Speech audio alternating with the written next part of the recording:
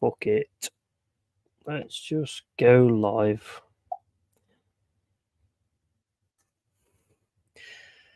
And just talk general shit. And just see what happens.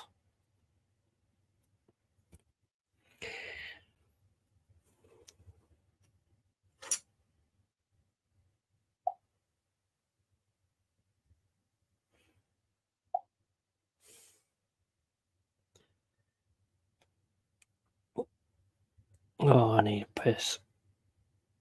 Right, I'm on that one. It's supposed to be tomorrow, but whatever. I don't care. We'll just go with that. Mr. Carl Rossi in the house. How are you doing, man? How are you doing?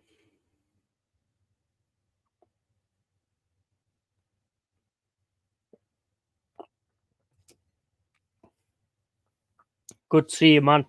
Love always. I need a piss. So, I'm not going to say love because then I'm going to touch my knob. So, I don't want to say that.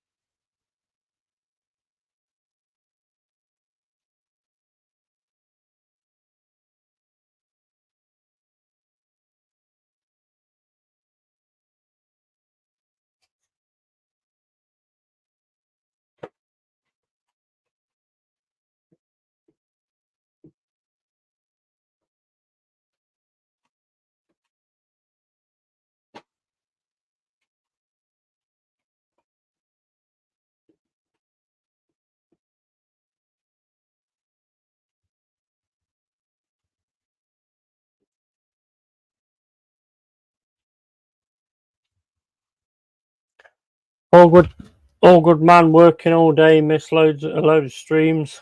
At least we'll have a lot to catch one later. Check out that one with me and Ola. That was awesome, mate.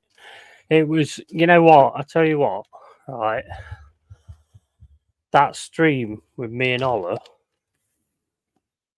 was like a major celebrity thing for me because I've had so many back and forths with that guy. So it was just an absolute pleasure to have him on camera and actually talk to him in that way as well. Do you want to come on? Get you on if you want. So we could just have a chat and, you know, get to know each other a little bit better.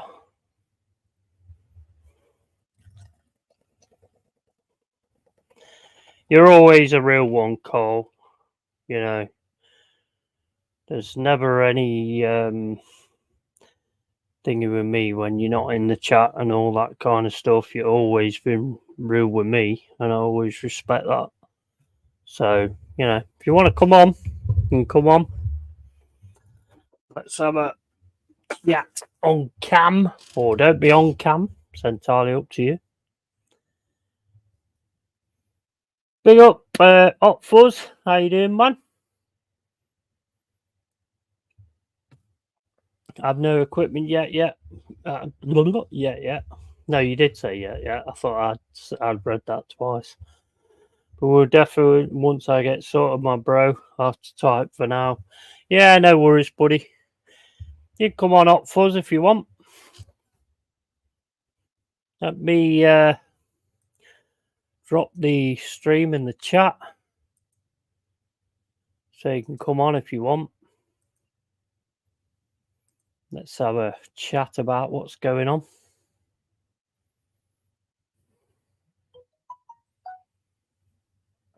I'm doing splendid. Another good stream today. Yeah, mate. Don't know if you mean mine or yours. I saw you talking about something, but I was on another stream at the time. Otherwise, I jumped in. Why's my fucking light not on? No fucking light. What the fuck is going on here? Looking forward to catching up on that Ola stream you did. He's an absolute legend. Yeah, I kind of got on to Arsenal, and I wanted it to be a bit more about UFC. So I got on to Arsenal, and it kind of just went on from that, and I got some UFC in there for like the last 20 to 30 minutes. So, man's a legend. He's an absolute legend. Love him to bits. Awesome guy. Absolute awesome guy. Big respect to him.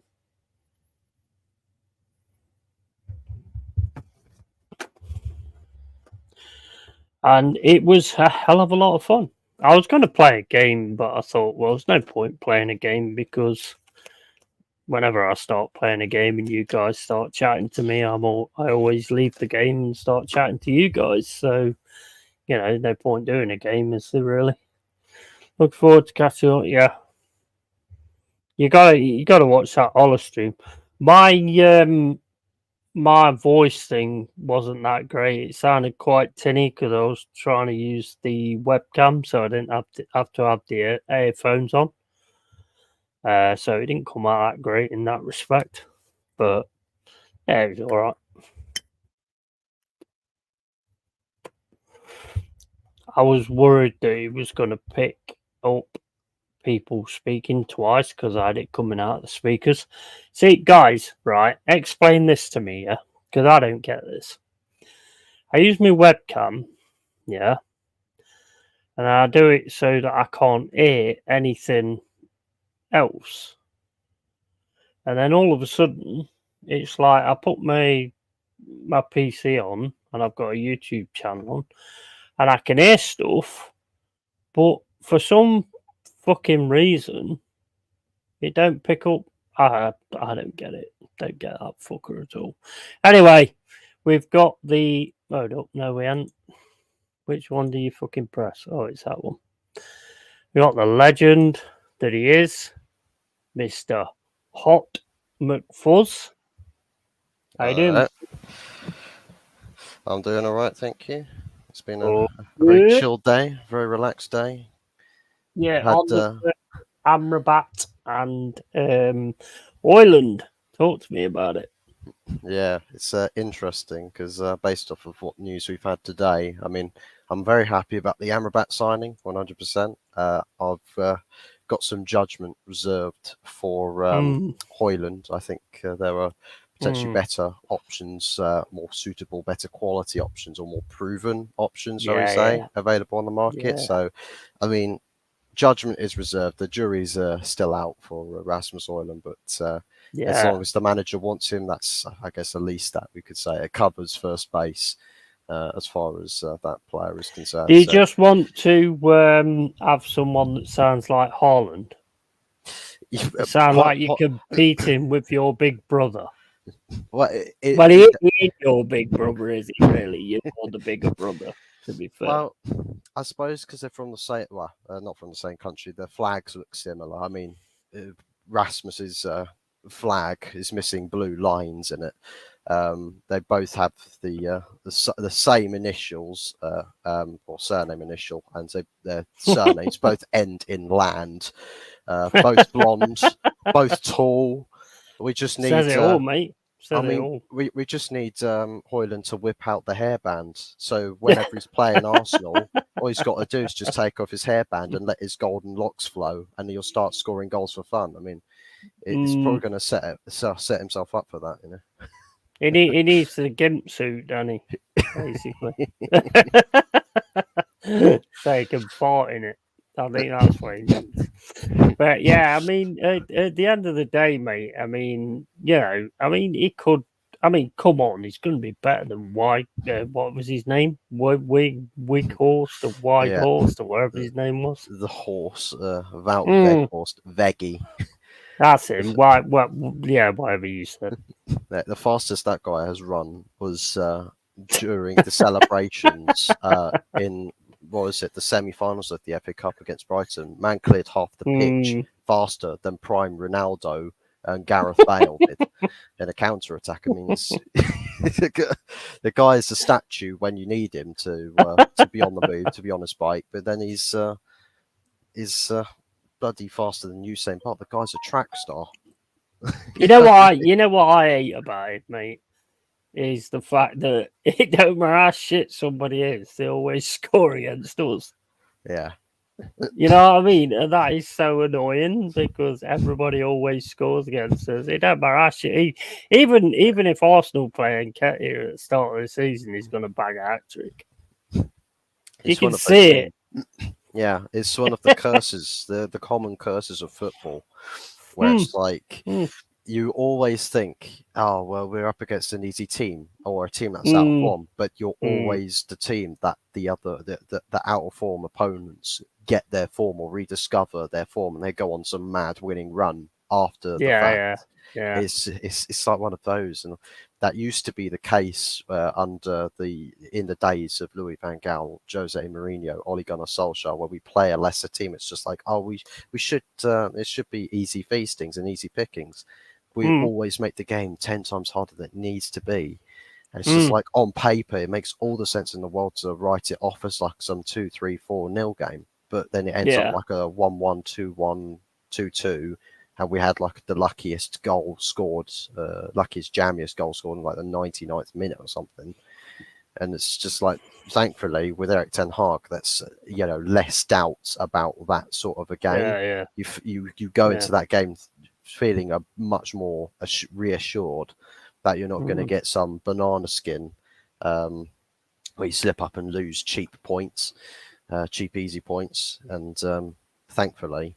It's only really the bigger games which it sort of gets you a little bit on edge a bit. So thankfully that's a welcome change. I'm happy to receive that. Do you think he's gonna do the right thing? Because I mean, the one thing I will say about the Arsenal game on Saturday, even though it was a friendly, he had your team drilled, man.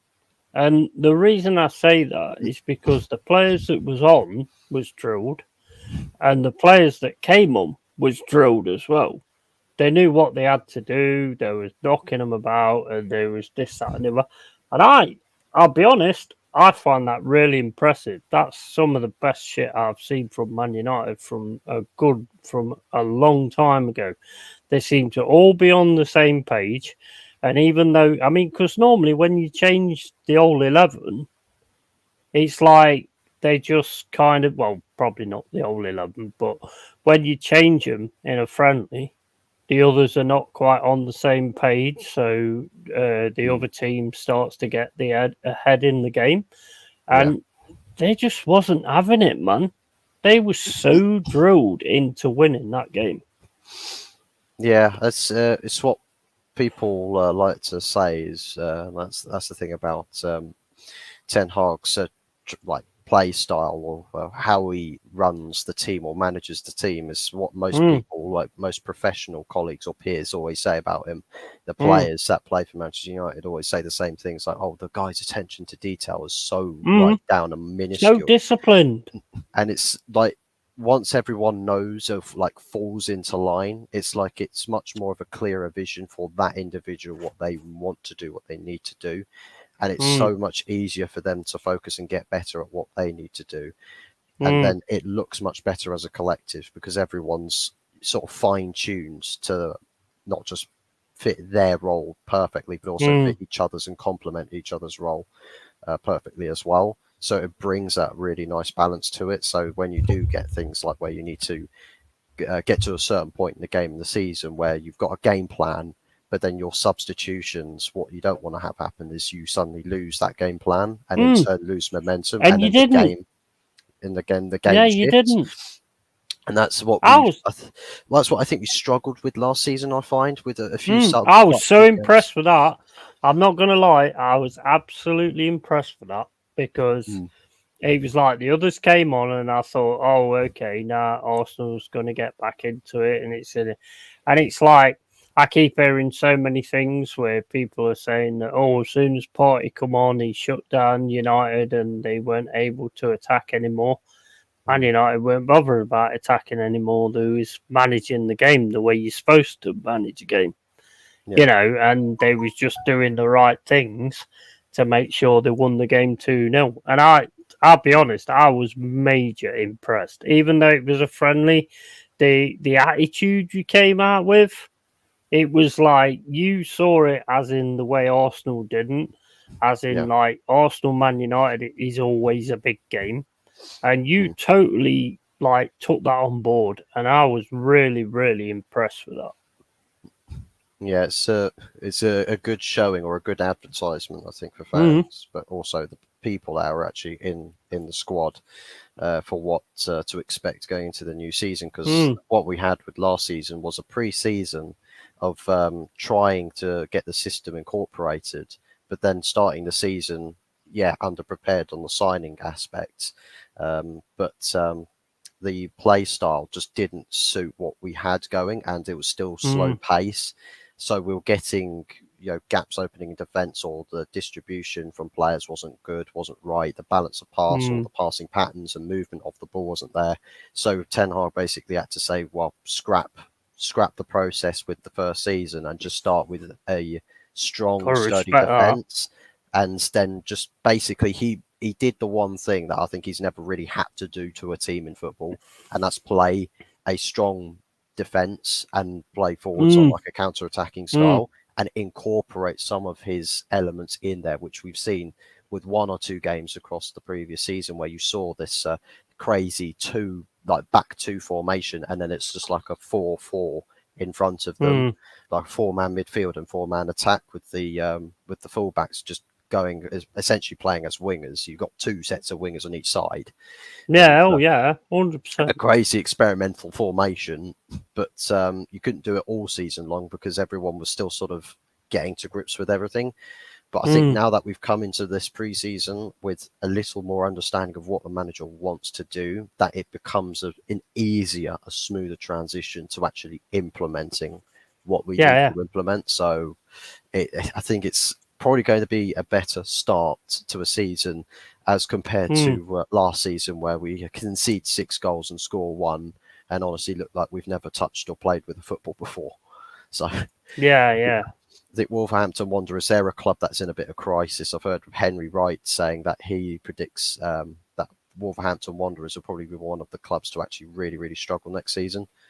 Definitely understands that viewpoint based off of how their summer's gone thus far. So I don't think game 1 should be any dramas at all for us. Then again, 100%, 100%. Then again, it is United. Some long. Well, this is it, isn't it? Could be.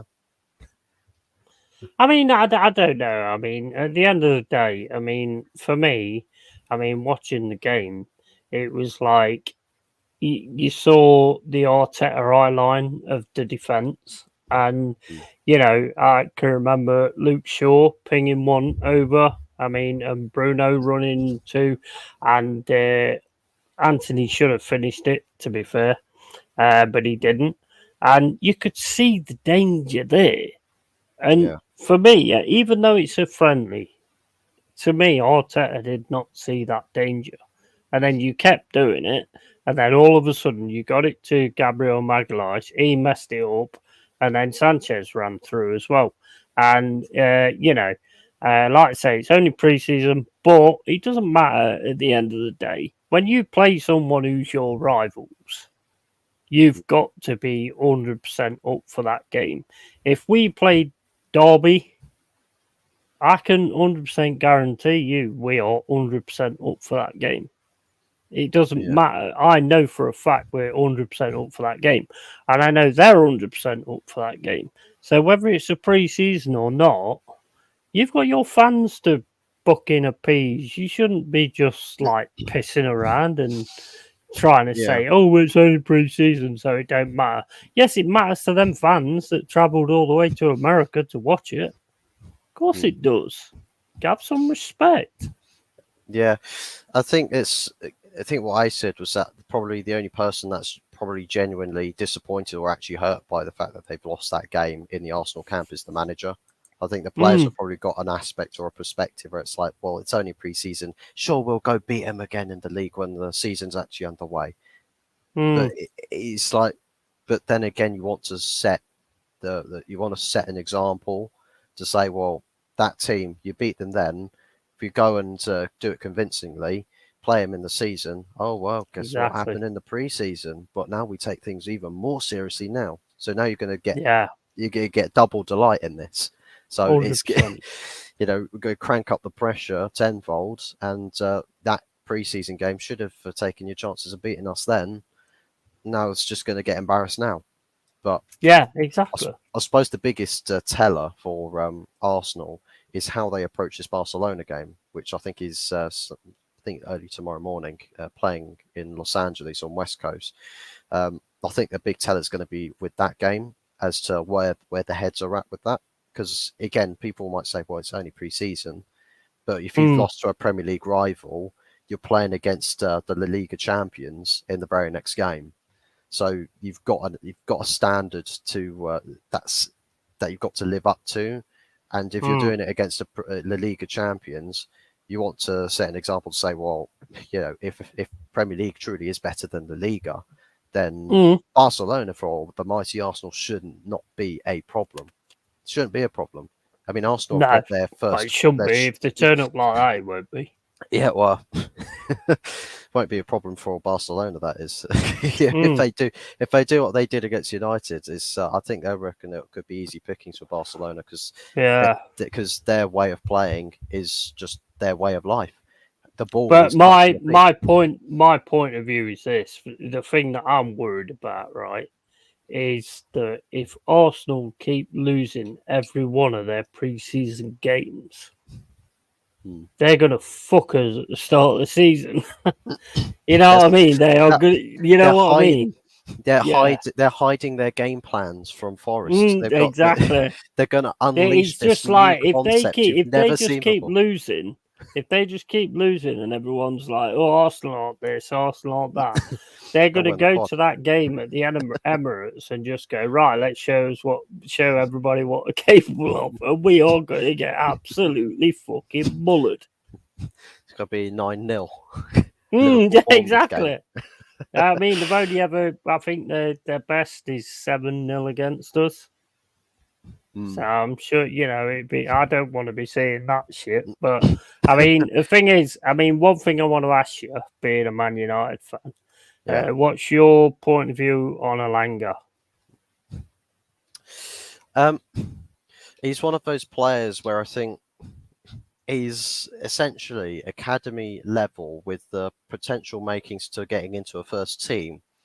But the only sort of conviction you can ever get from him is clips of him in training, because I've seen it last season's pre-season when he's doing the individual training and the guy is dribbling like prime Messi or something, and he's going past static objects and then bending it top bins, and it's just like, oh well, the guy looks so good, he looks so talented. I'm pretty sure that 99% of players do that in individual training anyway. Even Andre Onana's probably doing that. I mean, we've seen clips of him playing a little fun game with some of the like mutuals that he knows, and the guy was playing as a striker and he was scoring for fun. He's a goalkeeper. Like in that scenario, everyone's going to look good. I just think whenever he's played for the first team, the only sort of that it's like a part of me says he's never actually taken the opportunities when he has played. Like he's not put in even a 7 out of 10 performance. Like he's not shown as to why he should be warranted the first team spots in Manchester United Football Club. Yeah. But then the other side of it's a big ask though, isn't it? I mean, the way I look at it is this, right? I mean, he's come to us now. Yeah. There's a hell of a lot of pressure on you when you're in a Man United side. Because, regardless of what anybody else thinks, whether Man City win trebles and all that kind of stuff, at the end of the day, you are the biggest club in England. You're probably one of 2 or maybe 3 clubs that I can't banter with saying, well, we've won your 2 European Cups because, you could just turn around and go, well, we won more, so shut the fuck up. So, you know, I can't banter you in that way where I can other people. Yeah. But, you know, and I think the expectation of being a Man United player as a youngster is massive. I mean, and I've seen when he's joined us, I ain't listened to the interviews because I hate the fucking interviews where they go, oh, I love this club and this club's been in my heart. Or, oh, shut up, you prick. Just get the shirt on and let's see what you can do there. That's all I'm interested. How you doing, Jaminio? Big up, man. Thanks for dropping in. And, you know, it just, I don't know. To me, he just looks like somebody who's looking to prove something. And that's the kind of players we like because, like, when we got Stan Collymore, he was looking to prove something in the bigger leagues and stuff like that. And he did actually prove what he was setting out to do. And they're the kind of players that I like. So I'm quite excited to see Alanga. And I've got to watch along on tomorrow for the Leeds Forest match. Yeah. And I'm looking forward to that. And I'm hoping Alanga's going to be on there. And I think I'm just going to say no. I think Alanga's going to prove you wrong. I think it's one of the things when a player goes to a club where there's less pressure, you might see the development, like the direction of a player's development change, or because there's more minutes, or there's a system where it's like you're more incorporated into it, and it's like if you don't quite live up to a standard or a certain level, you're not going to be as like widely slated. Because Anthony Alanga, there's been quite a few instances where with some disgusting people in our fan bases where he's had a bad performance and you get like a massive amounts of abuse. I can't remember which game it was, but Jaminio don't rate him, but Jaminio rates Declan Rice and also Nketiah, so I'm not going to take your opinion for that, mate. I'm sorry. Well, I mean, at least he sort of does better for his national team for Sweden, Anthony Alanga. I'm joking. Jaminio hates Declan Rice. That's why I said it. Well, Anthony Alanga, I think it's one of those where I think everybody is yet to see the best of Anthony Alanga on a football pitch. He's not really had any loan spells before now to warrant where he's actually had a season to play common first team football, whereas someone like Amad Diallo has, and it's like we know a bit more about what we'd get from Amad Diallo starting in our team or coming off the bench for us. We know more about him and his game, whereas Anthony Alanga essentially got a breakthrough with a run of games with Ralph Rangnick, but that the whole United team at that point was so dysfunctional. Factually, it was the worst, statistically the worst Manchester United side of all time in the Premier League. There isn't a worse team, a worse performing team than that. So, I mean, anybody would look pretty damn trash in that sort of scenario. So, in his breakthrough, obviously it's very difficult to say how good he could have been. And then I think with the season we've just had, because there's a lot of pressure. There was a lot of pressure, wasn't there, in him coming in last season and stuff like that. That's the way that I'm kind of looking at it. Just one thing I want to say. If I rate Jaminio, if I rate Declan Rice and then Nketiah, then I'm off French, off Serbian. Jaminio, if you want to come on. I've just dropped the link in the stream. You can come on, we'll have a chat and all that kind of stuff. No problem. And only out of shower now yet. I think I'll be around early enough tomorrow if you want. Well, I don't want to know about you being in the shower, but yeah, all good. Did you come up with a new chant whilst you were in there? Yeah. Did you come up with a new song for Declan Rice? Did you sing North London Forever under your breath? What is that weird shit about? Like, people turning around and going, "Oh, I came up with this song in the shower." What? Why are you washing your nuts? You're washing your nuts and your fucking dick, and you're going, "Oh, I've just thought of a song about Odegaard." Whilst I was scrubbing the crack, I was thinking about all the ways I could incorporate Kai Havertz into a song. That is just, mate. That is just fucking crazy. I don't even get that. Honestly, I don't even get that. I don't, mate. At the end of the day, when I'm in the shower, I think about Maria Brink. You know, the lead singer of In This Moment. I don't think about fucking Odegaard or fucking Taiwo Awoniyi or fucking Morgan Gibbs White. That's kind of strange. I think you might need to see a counsellor about that fucker. Well, at least it'd be much more forgivable if it were you, like the subject of someone like Margot Robbie was your shower thoughts. But if you got the star boy of your club, it's like with those. I mean, Christ Almighty! It's like if the United fans who or the United stands that absolutely get wet over Alejandro Garnacho, like, bro, the guy was like a minor 2 years ago. I mean, fuck me, what's going on here? Carl Ross is absolutely right. Yeah, they would wish one of the players were in the shower with them. I think you know what? I think if your name's John and you're in the shower thinking about male players, and your name might become John Athena at some point or something like that. I don't know. You know, you might start wearing a dress and thinking you can get pregnant and thinking you can have fucking periods as a man. So you're an absolute fucking donkey.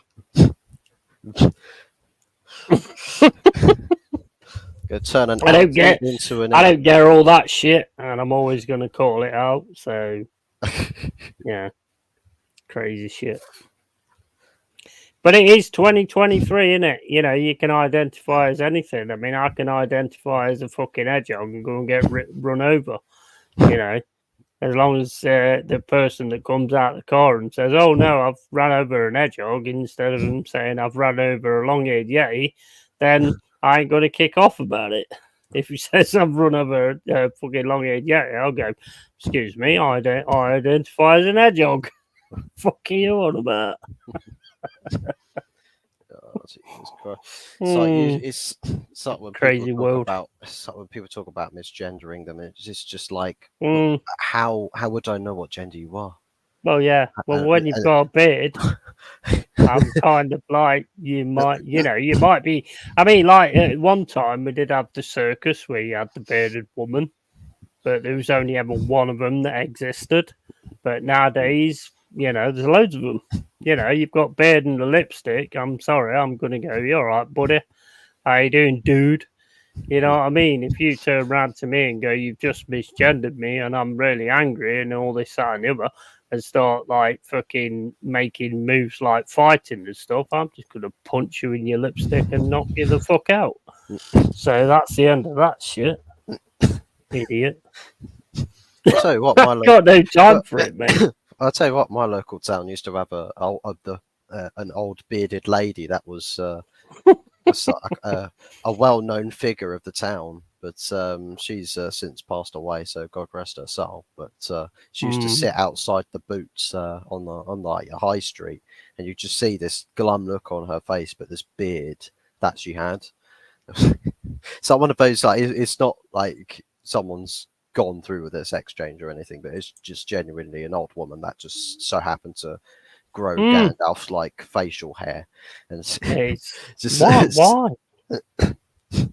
I don't get it. I don't get it. If you want to be a woman, why you got a fucking beard? It don't make no sense to me. It makes no sense to me at all. If you want to decide to be a woman, fair enough. You know, whatever you want to do. But you know, to have a beard is just like you're an idiot. You're just a fucking knob. I don't think, for me, it's not like, I'm not as bothered about what people want to do. It's just like, please, like, if you want to do what you want to do, please, you're more than welcome to. And if someone's telling you it's against the law to do that, then obviously we can say, well, no, let them just do what they want to do. The problem 100%. Is when then they go to the law and say, actually, we want people to actually start respecting us and acknowledge us the way we want them to. And it's like, people are getting detained in America for wearing a shirt that says there are only two genders. And it's just like, why are people getting arrested for wearing a shirt? What's wrong with a shirt? It's like, but when they bought the shirt, it said male or female. Well, yeah. What's wrong with that? It's like it's like you're more like male or female. You fucking weirdo. I mean, it's like if you wear a shirt that has a message on it that challenges opinion, you're more likely to get arrested for that than walking around with a shirt that has like Lana Rhodes getting piped in the arsehole.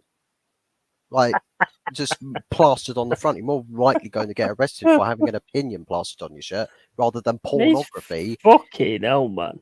It's Clan world, isn't it? It's absolute Yeah. fucking clan world. I mean, look, if you walk down the street with a big fucking long fucking thing on your face and I've got to identify you as a hippo, I'm not going to identify you as a hippo. And the reason I'm not going to identify you as hippo is because I got really close to you. And I am never going to get close to an hippo because the cunt will fucking rip me to fucking pieces.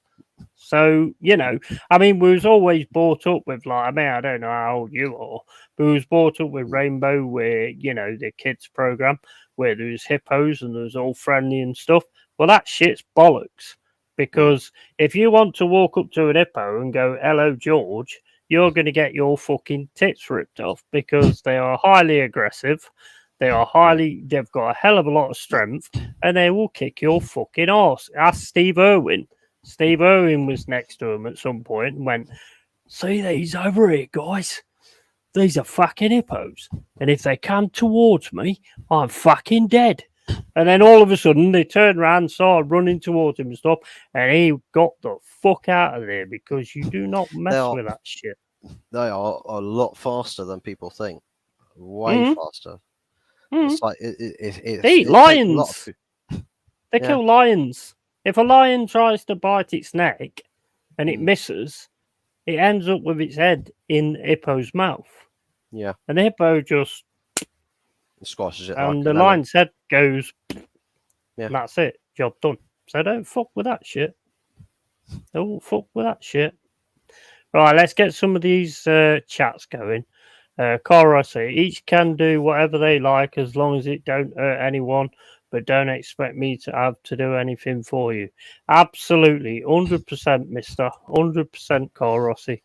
Yeah, I might do the same. Can you watch replays of live streams of the game? No, that was about Barcelona. These two just keep talking to each other. And yeah, I have a few sites, but I can't remember them. What are they, like OnlyFans and what we're talking about now?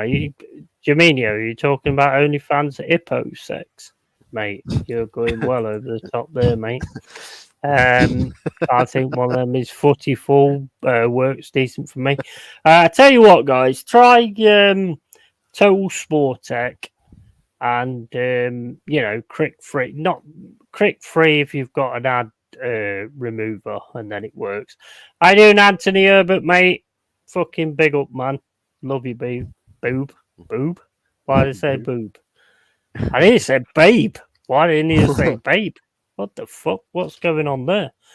Big up, Yeti. Arsenal to win 5-0 open day of the season. That's awesome, mate. I love your deluded point of view. That's, you know, we're here for everything. So, yeah, deluded point of views are good. I don't think you'll win 5-0. I think you might. I think you'll win, but I think it'll be a bit more close than that. Maybe 4-0. I don't know. I don't know. It depends, mate. At the end of the day, if we get about you and start getting in your face, I think we'll give you a game you don't want. But we didn't do that ever in the away games last season. But I think we've got a team now, so you know we just got to see, I suppose. So everyone's giving Arsenal all the light of day with how many goals are Arsenal going to score? No one's spoken anything about how many goals Nottingham Forest are going to score, man. Alanga might come up and bag a hat trick. You know what? I have a lot of respect for Arsenal fans and stuff like that. And you know, I want them to win every game, but not against Forest.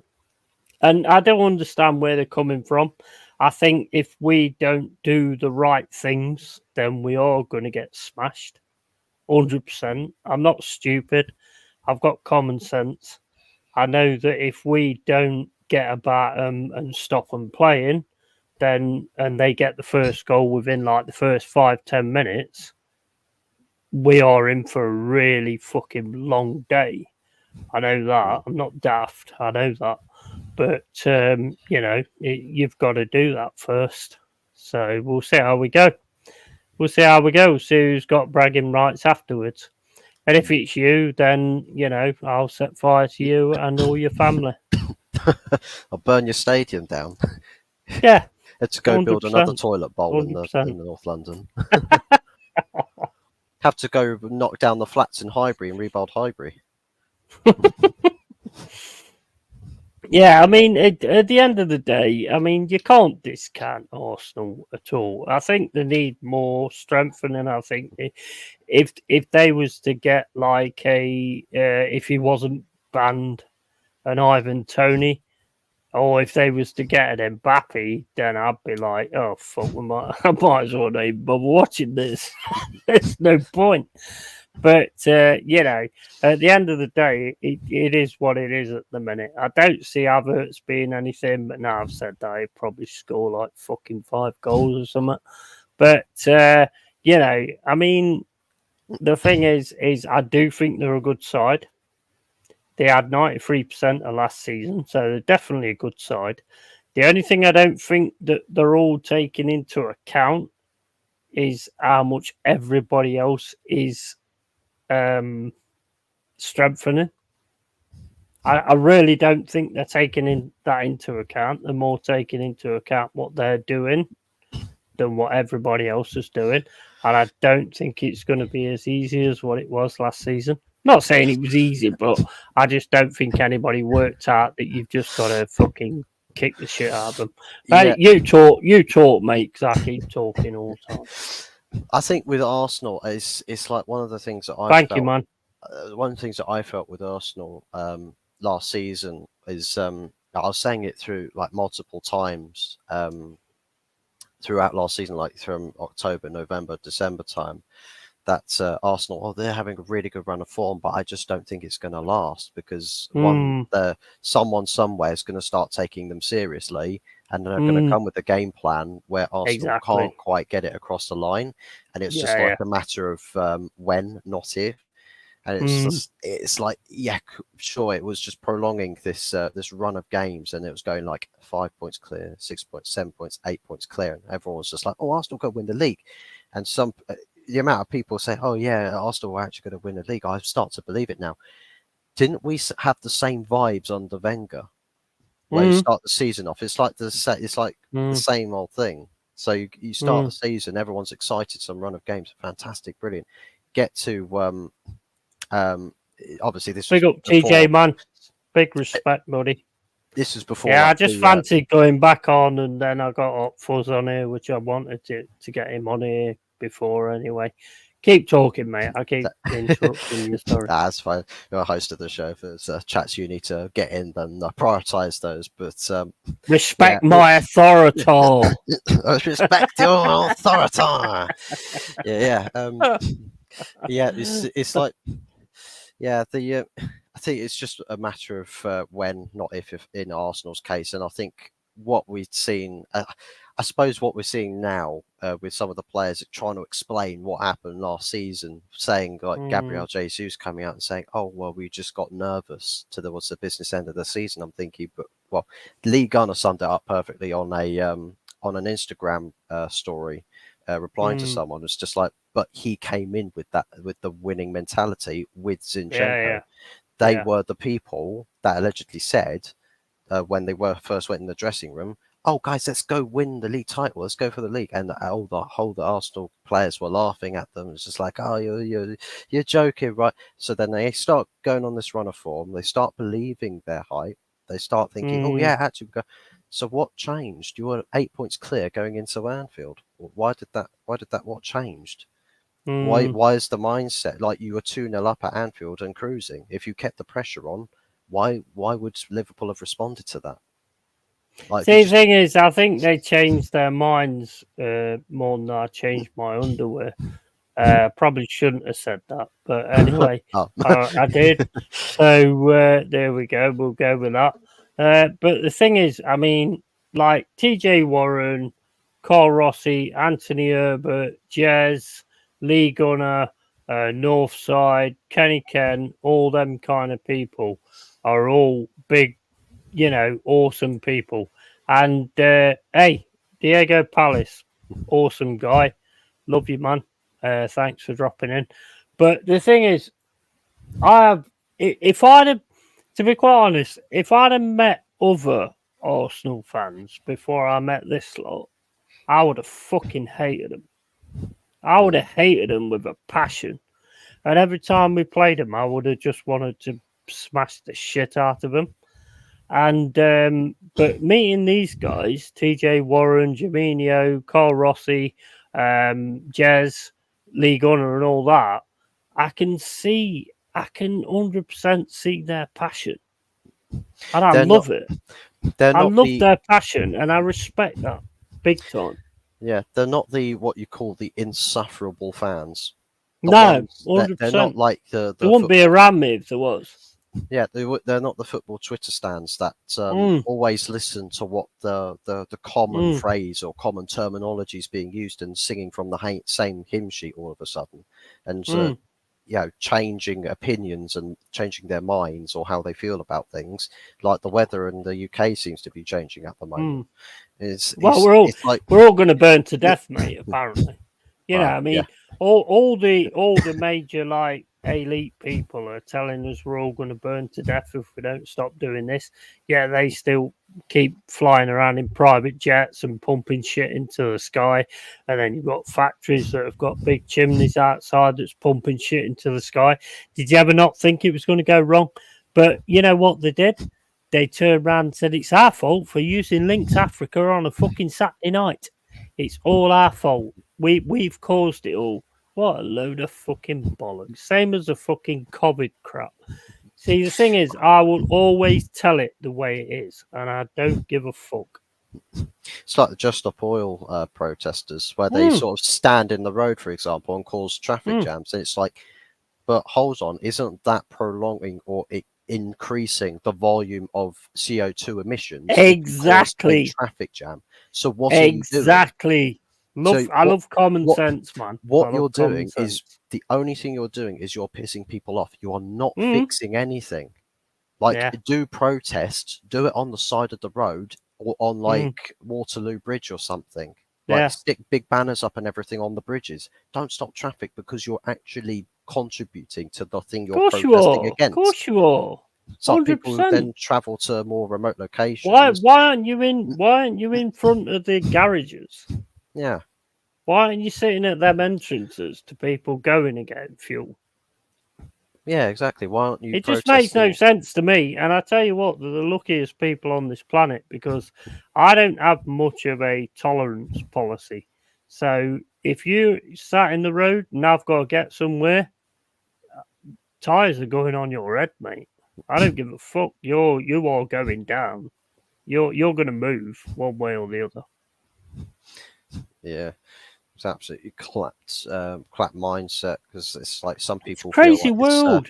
It's too desperate to feel like they're contributing to the good of mankind or something, but in actuality, and if nobody agrees in the chat, then make a point of it and get on here. Get on here. I'll drop the stream. You can get on here and you can give your point of view, and we'll sort that out as well. I don't mind people being adverse. I don't mind people saying that I'm wrong and all this, that, and the other, but just come on and prove it. Yeah. It's a bit like the people who did the spray painting on the back of that billionaire's or millionaire's yacht. I'm just like, right, so that's on like an island somewhere, isn't it? Okay, how'd you get there? Did you fly in on an aircraft? Did you sail in on a massive ship? They swam. Yeah, they took a little dinghy. they asked some of the refugees that landed on the local coastline to borrow their dinghy just to sail back out the other way. What's a fucking dinghy? It's like is that a dinghy? Dinghy. It's like a little blow up. Oh, dinghy! I thought you said fucking dinky. Well, I was imagining people riding on their penises. I'll tell you what, there are some blow-up versions of those, so they're probably getting desperate. They're running out of alternatives to rafts now, so they're having to get some blow-ups from Calais or something if they need to swim across. Mate, I'm one of these people, right? And a lot of people don't like it, but I have something called common sense. And, it's a real dying breed now. And I see so many things, and I'm just like, what fucking planet are you on? Honestly, what planet are you on? You're not on Earth, because I just don't know how you're fucking thinking or whatever. It just make no fucking sense at all. You're a fucking raving lunatic. You've got mental fucking health deficiency or some shit. It just makes no sense to me. Yeah, so it's people who probably say, "Oh, like the easily influenced people," and that 100%, because they think that they're doing the right thing by doing whatever it is someone else tells them to. That because I'm doing what they tell me to, it must be right. It's got to be right because the person. Yeah, you're absolutely bang on there.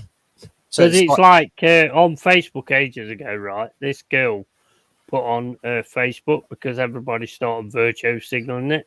Oh, you've got to look after these guys because they've got mental health and they're all like committing suicide and all this, that, and the other, and we've got to show we care.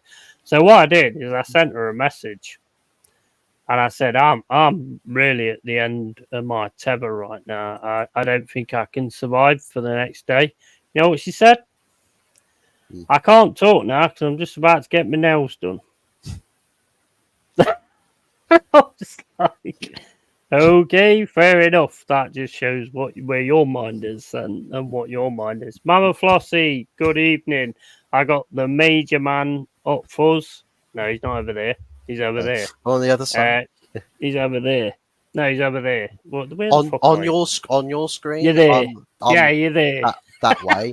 But then that side. I got the major man up fuzz with the major fucking awesome fucking sense of humor. He's 100% got the same sense of humor as me, which is absolutely awesome. And I thought that anyway when I first when I was first on your stream in your chat. And I thought, yeah, I'm gonna have this guy on at some point. Yeah, big ups, Mama Flossie. Good to see you. Big up to you, man. But it's like when I say the easily influenced people. It's a bit that it ties into football fans, doesn't it? With the Arsenal with AFTV, like the United fans with say United Stand or United View or people like that. Yeah. Because what they say, as if what they say influences you, you go by what they say and thinking that they're right. They're the ones that are right. But in actuality, you've not actually fact checked it. You've not read between the lines. Yeah, it's like you're misinformed or misguided on something. Whereas if you actually looked into everything yourself, exactly, 100%. Because people don't. It's like people pick up a book that they get handed by AFTV. It's like this book is all the truths, all the home truths, right? And you read it if you so fancy. But these people, they'll get the book, they'll look at the front cover, they'll open the first page, read the first line. It's like, oh, I don't need to read anymore. Whereas just continue to page 2, page 3, page 4, and right the way to the back of the book, they would have seen a whole heck of a lot more of what's actually true. 100%. I mean, and the thing is, like Mama Flossie just said, oh, fucking Lord help us. Yeah, Lord help us. We are on here together now, so it's all going to go to shit. And the thing I don't get is, like, people have been going to libraries for years and just reading books, and anybody could have wrote those books on history and all this kind of stuff. And those same people will turn around to you and say, well, it's just on the internet. So is it true then if it's on the internet? So I'll just say the same thing. Was it true when you went to the library and got the book out then? Well, that's the thing, because the internet, you can edit a book. You can't go into a library. You can't go into a library, rip out all the pages, and then start printing loads of new copies. Can't do that. A book is original, and when it is written, most cases, books are probably written like several decades ago. But like I say, with like war and things that's happened in the past with history, it's written always by the victor. Two war truths. books are written by the victor because the other person can't write it because he's fucking dead. So, you know, you never know the full 100% aspect of all of it. And Yeah. I'm one of these kind of people. I don't know what you're like, but I'm one of these kind of people where I'll get up tomorrow and I'll read a story where, a daughter's gone missing or something like that. And straight away, my head just says, that ain't right. Mm. Something ain't right about that. I don't know why it is, or like an intuition or something like that. But I just think to myself, sorry, Ed, that don't compute for me. It's a bit like the Madeleine McCann thing, isn't it? Where at the Mm, time, I was still mm, quite young at the time when that news broke out. I was just like, oh no, 100%. hopefully he can find it, but find the Mm. little girl. But this many years There's later, never, there's looking never back, going to it's find her. like, it's just like, well, something's not right about this because these parents, right? Mm, I mean, they like to be on camera and photographs a lot. mm, They're okay with that, and they like to keep this thing going with this investigation, trying to find their little girl. And mm, it's gotten to a point where some people even have to start speculating whether the parents actually offed her themselves, mm. and Well, the worst, something like the that. worst point about it is this for me, is the fact that a cadaver dog went in there and smoked something in the cupboard. Mm, And it's not just that.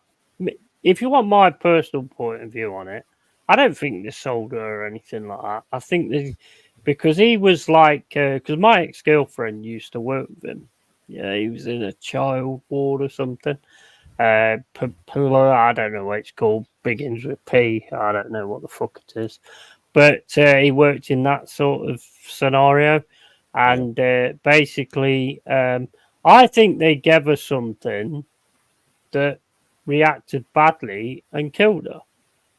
Mm, And I think they then tried to hide the fact. And the fact that they actually, any other parent that did what they did would have got fucked. So they obviously know somebody high up or something like that. It could possibly be a human trafficking thing and she got sold or whatever like that. But the thing is, anybody else, any other parent would have got screwed for neglect. mm, Yeah, they got nothing. They went out while their kids are at home. yeah. It's not fucking Home Alone. It's fucking, it's your kids and stuff like that. Right. Anyway, I've got it for a pee, mate. So do me a favour, and I'm gonna make this a thing about my live streams, right? Where the guest does a hot fuzz takeover. So there you go, mate. Take it over. Hot Fuzz takeover. Boy, oh boy, what to discuss. But also, just as to double up on what Yeti said there about it's not Home Alone and why do you leave the kids alone? Just to add to that fact as well, you're in Portugal, you're in a foreign country, you're on holiday, as it were. So it's like, why are you leaving your kids in in a rented accommodation to go out to do something? Is it? Well, it's supposed to be a family holiday. Take your kids with you. Keep them on leashes if you have to. It's like one of those things. There's no reason in any circumstances to go and keep your kids sat at home or sat in your villa or whatever holiday resort it is. It just doesn't make any sense. Yeah, you just wouldn't do it. Like any responsible parent wouldn't leave their kids at a hotel resort or villa, rented or purchased in a foreign country, whilst they are going out on the lash. Like you wouldn't do that. It's just like something tells it. Like it stinks to me.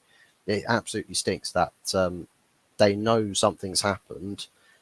They have panicked and they've gone and taken everyone on some mad goose chase for something that's not actually real. That's just not what's happened. It's probably going to be one of those things that remains like unsolved until like decades later. So it's going to be interesting if we ever get the sort of resolve to the whole scenario, the situation. So I think it's just a case of time, and if it all eventually the beans spill or the can of worms get opened.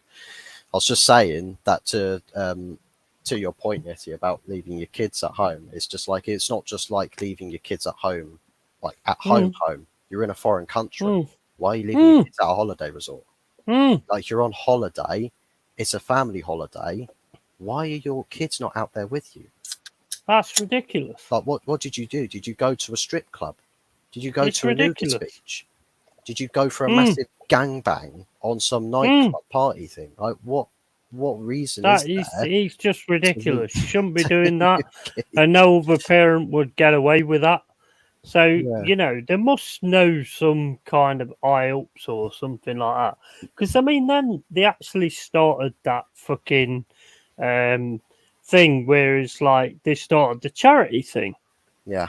And apparently all that money was spent on nothing to do with any charity or anything. There's something very strange with that situation.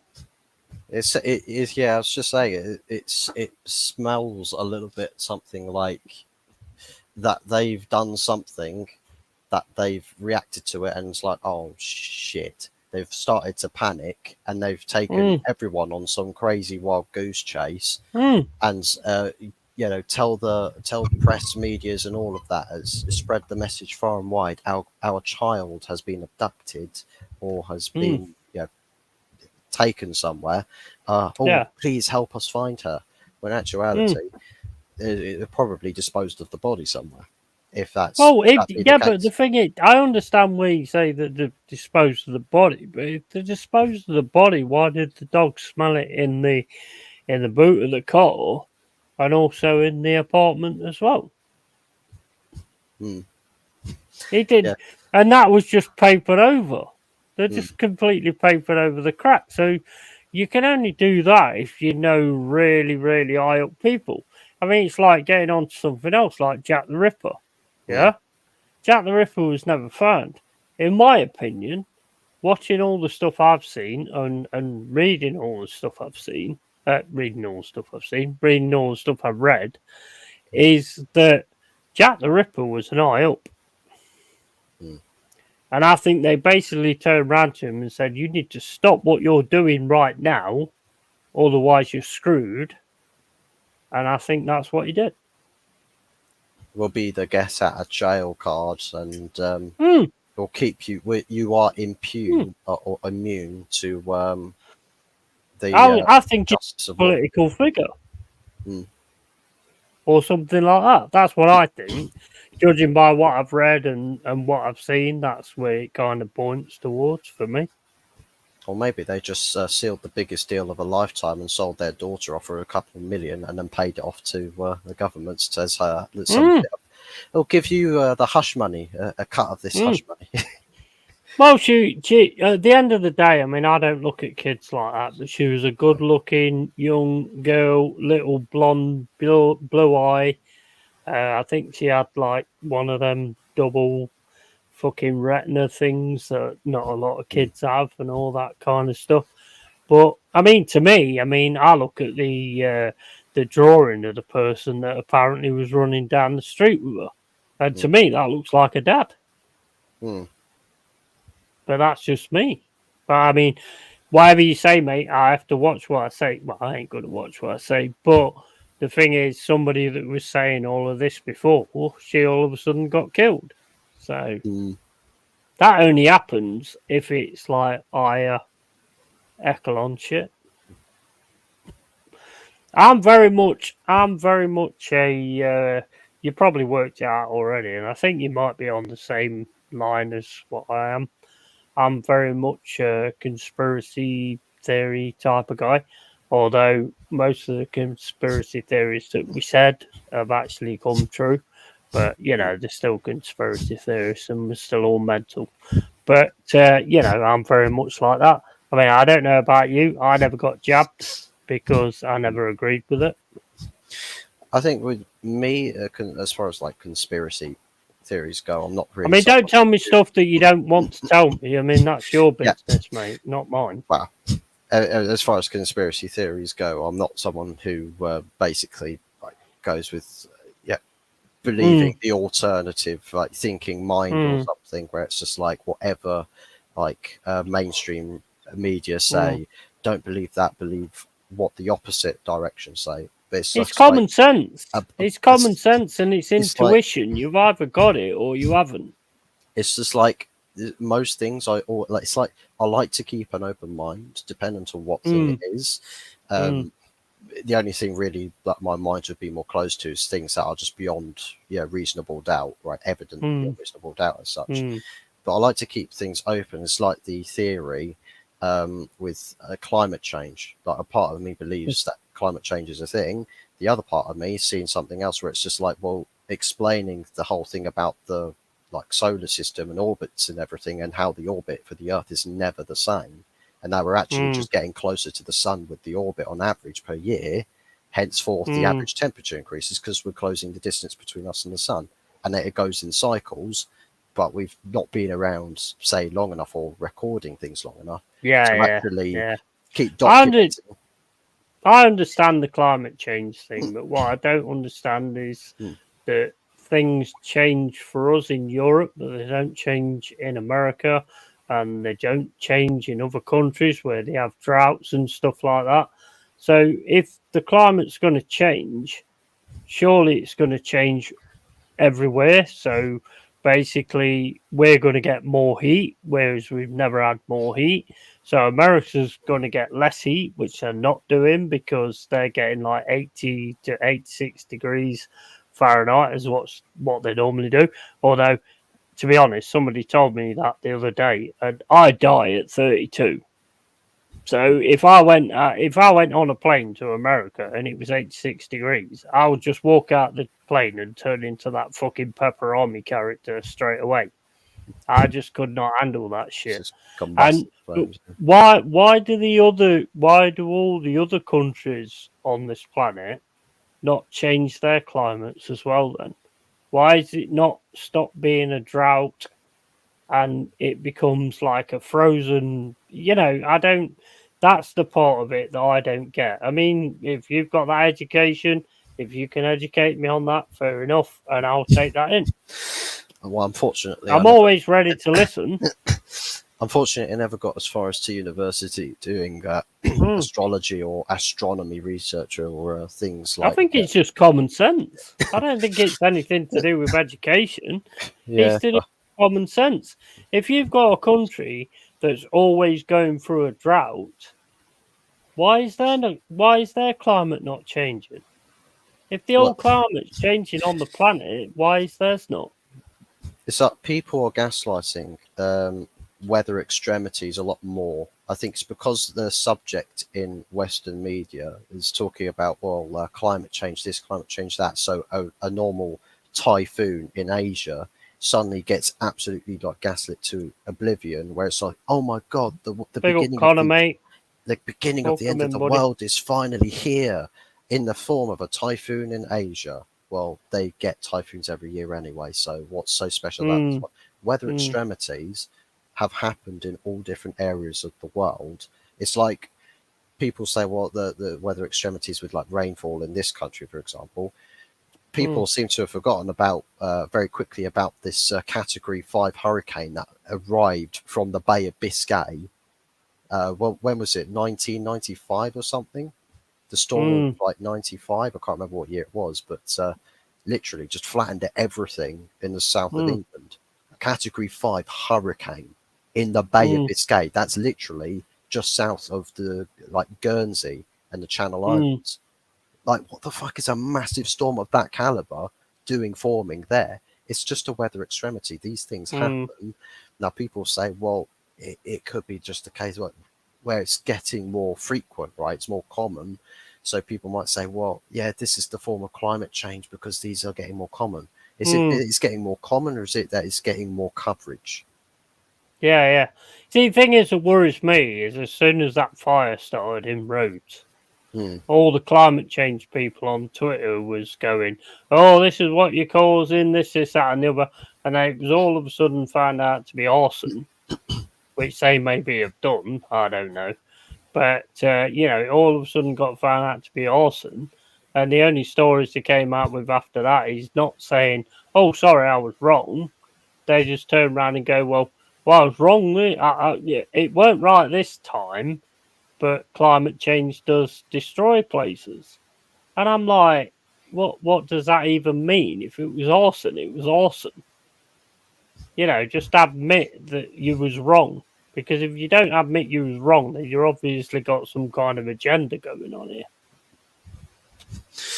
I'll tell you what, those people want to talk about climate change and everything, but everyone's worried about Europe and everything. Whereas Europe and the countries in Europe are nowhere near the most outputting or highly like CO2 emissions. Like we're nowhere near the biggest outputs. So for everyone worrying about this in Europe or in our country, why are people not mass jetting off to China and just protesting in mass from countries all over the world? Why are you going to China? Why are you not going to other countries where the CO2 emissions are just off the charts compared to everyone 100%. else? And Because to that's be where honest, mate, that's where you're saying all the problems are coming from is CO2 emissions, CO2 emissions, CO2 emissions. Okay, then China's a yeah, big problem then. yeah, Go after China. 100%, No one wants to do 100%. that because, we're all to blame for it. Yeah. But I mean, I will say this. I mean, I don't think climate change is a big thing we've got to worry about. I think illegal immigrants is what we've got to worry about. And I've said this so many times, and people are like, "Oh, you're racist. You're this, that." And I'm not a racist in any sense of the word. If I was a racist, I think everybody who's ever seen me on streams, I say everything I think. If I was a racist, you would say it 100%, because that's the way I am. I will tell it exactly the way I see it. And the fact of the matter is, the only thing I've got a problem with illegal immigrants is the fact that illegal is before their name. And illegal is not a good thing. Illegal things are Yeah. not a good thing. So big up to the people who immigrate to this country, right, and who want to start a good life for themselves, and they do things like everything's all 100%. informative. They commit to the economies, they create job opportunities, and they 100%. build stronger relationships with people of different nationalities. It's all well and good. It's fantastic. It expands culture, and the problem is that there's a lot of people who are going into a country that should not be there. They'll take or they'll basically force the hand of your local governments or councils to give them funding and financing that should be going towards bettering your local area. Yeah. It's like, but they're not going to contribute like someone who's here in this country more honestly. It's like tourism is its own thing. Immigration with people coming to this country to work here, that's its own thing. But illegal immigration, they're not here to benefit the country. They're Of not. course they're They're not. here to Of benefit course not. themselves. People They're who are, illegal, for fuck's sake. it's like it's not even the thing with like refugees from like war-torn countries. Like Ukrainian refugees, like I'm all for having people to escape the war because a war is a war. If you can't fight, you don't want to fight, then that's fine. You can come into this country, get housed up. All you got to do is just conform to the culture or how we do things here, and that's all good. We're all savvy, happy days. But it's just if you're coming here without the legal means of documentation, without the intent to actually benefit this country or be beneficial or productive in this country, then it's just And like. and the worst thing is, mate, they're not having a background check. I mean, if I go and try and buy a house tomorrow, I get a background check. But if somebody comes into this country, they don't get a background check. And it's just like, you can't do that. You can't run a country like that. That is just ridiculous. You cannot have people coming anywhere without a background check. I mean, maybe you might not find anything out, but the thing is, I mean, it's like the guy that went crazy in Nottingham the other day and started stabbing people and stuff like that. And I'm sick to fucking death of 4 people dying and then all I get afterwards is the police saying, "Oh, well, we knew what he was all about. You know, we knew what he was like, and all this, that, and the other." But basically, we just didn't do our jobs and didn't bother. So 4 people are dead now. That is just fucking ridiculous. If you're gonna bring people into this country, fair enough. If they're gonna like provide into this country, fair enough. I got no problem with that. I'll get on with anybody. Same as I said to Ola the other day. I don't agree with racism. I think racists are just thick pricks who haven't got a brain. At the end of the day, you can't sort of look at life in that respect. I mean, back when I was young, I got fucking mugged by a black guy. Does that mean I hate every black guy? No, it don't, because I've got a brain and I've got some fucking common sense. And at the end of the day, you can't fucking judge what's the fucking word? What's Can't judge a the book by fucking its cover. saying? Yeah, can't judge a book by its cover and can't tar everybody with the same feather or something like that. Fucker, I don't know what it is. But you know, and I've never ever agreed with that. And you know, but you know, you will have people that still think like that, and that comes from the parents as well. Because I mean, my dad is racist as fuck. He's absolutely racist as fuck. And I always made a point of every time he said something like that, of going, "You're just a fucking idiot. You've got no fucking brain, mate." It's like my And this grandmother. was this She's was to my dad. I used to say it. yeah. I mean, my grandmother's not got much of a filter herself, and Mm, she usually refers to Middle Eastern people as the P word. And mm, she doesn't actually distinguish them any mm. different from each other. It's just always the same term. It's just like it's such it is an Hey, offensive term. sorry to your grandma, but that's brainless. It's absolutely fucking brainless. Because if you judge everybody that way, Mm. just from one scenario that you might have had in your life, you're a fucking dipshit. Mm. Oh, I mean, You can't do that. she didn't even Can't have do past that. experiences or anything like that. It's just where she'll see in the news about one thing about illegal immigration, and this I think is Mm, probably where it's all come from.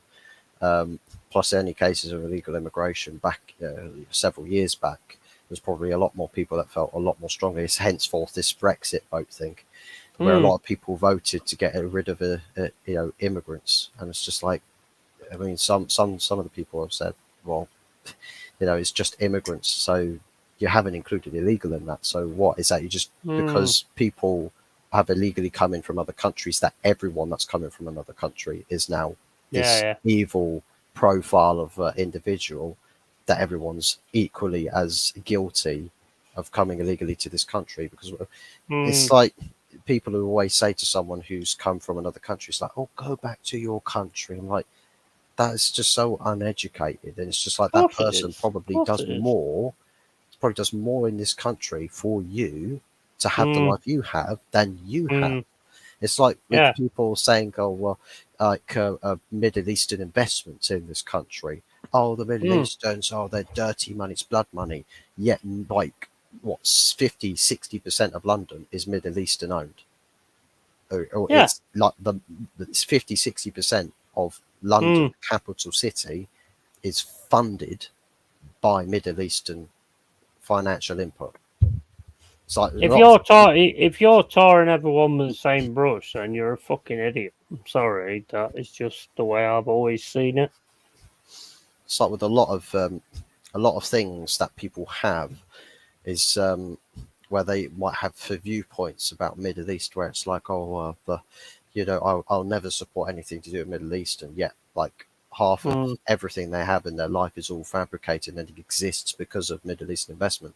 So most people who bank with Barclays probably don't actually know that their bank was saved from going under by Middle Eastern investment. So what, do you just stop banking with Barclays now? mm, mm, Like, it's like if everyone stands by their word, right, and actually researches and does in-depth research into everything that they have, does that mean that everyone just like you see the biggest boycotting from so many things countrywide and mm. everything? You wouldn't. These people have realised, No. actually, yeah, they've got a point. I can't just boycott everything that I have in my life because of some viewpoint that I always think that all Middle Eastern people are evil or something. But then most of my life is made up from the things that they've actually incorporated in this country, which I use. It's like with people say their moralities with like mobile phones and everything, and it's like, oh, your mobile phone has come off the back of modern day slavery in what's it, Congo or something, or Central African countries. You're like, right, so you're gonna stop using your mobile phone now? Is that it? You're gonna boycott that? Well, yeah, You go back. that's You the got to go back point, to. isn't it? You got to go back to Yeah. dial-up and landlines. You get the wired connections. Use your telephone lines again. That's the point, though. People don't actually sort of look at it that way, or sort of look at it. There's a lot of things. There's a lot of vegans that go, "Oh, I'm a vegan," this, that, and the other. Yet you still like wear rubber trainers and all that kind of stuff. So there's a lot of things like that. There's a lot of stupidity in that respect. But I tell you what, let's get back onto the football, right? Let's get back. Let's get back into football before we get broadcasted live in 10 Downing Street. I don't give a fuck. I hope we do. Richie Sunak, you're an absolute fucking prick. Just in case we do. Drop Rishi Sunak the link and let's let him have the floor for like 10 minutes and then we'll rip into I it. don't think he'd dare come on here. But I mean, at the end of the day, what do you see what you're gonna do by the end of the season? By the end of the season, this sort of like a part of me says that I want to see Manchester United's progress, right? Progress from last season. We've already set the bar, or Ten Hag has already set the bar with winning a trophy last season. So anything less than one trophy is essentially regression. So it's like we have to treat it as such. And some people might argue the case that, well, it's unrealistic. It's like when I say, well, we should demand winning a league title. And they say, but that's not realistic. And it's like, well, realistic is different from demand. It's like supply and demand. If you don't demand it, you'll never get it. And it's like there's the difference. So you can say to your clubs, look, I want us to go win a league title. Go and do what you need to do to win a league title. And they will start feeding a pressure and incentive to actually doing it because they'll get the support in return, or they'll get the adulation, the praise in return. But there's one side of things is that there's no incentive to actually achieve anything because you get a shit ton of money for literally not winning anything anyway. But then there's everyone else saying, well, it's okay because we get top four, then that's okay. We don't worry about Carabao Cup. That's beneath us, right? Carabao Cup's beneath us, but we'll all file off sync. We'll all pile into Wembley for a charity game. Or we'll go do that, but the Carabao Cup is beneath us. But that's besides. I don't get the cups being beneath anybody, to be honest. I mean, we used to win them all the time when there was called Milk Cups and all them different names. Leyland Daff, I think it was called at some point. A cup's a cup. I don't care.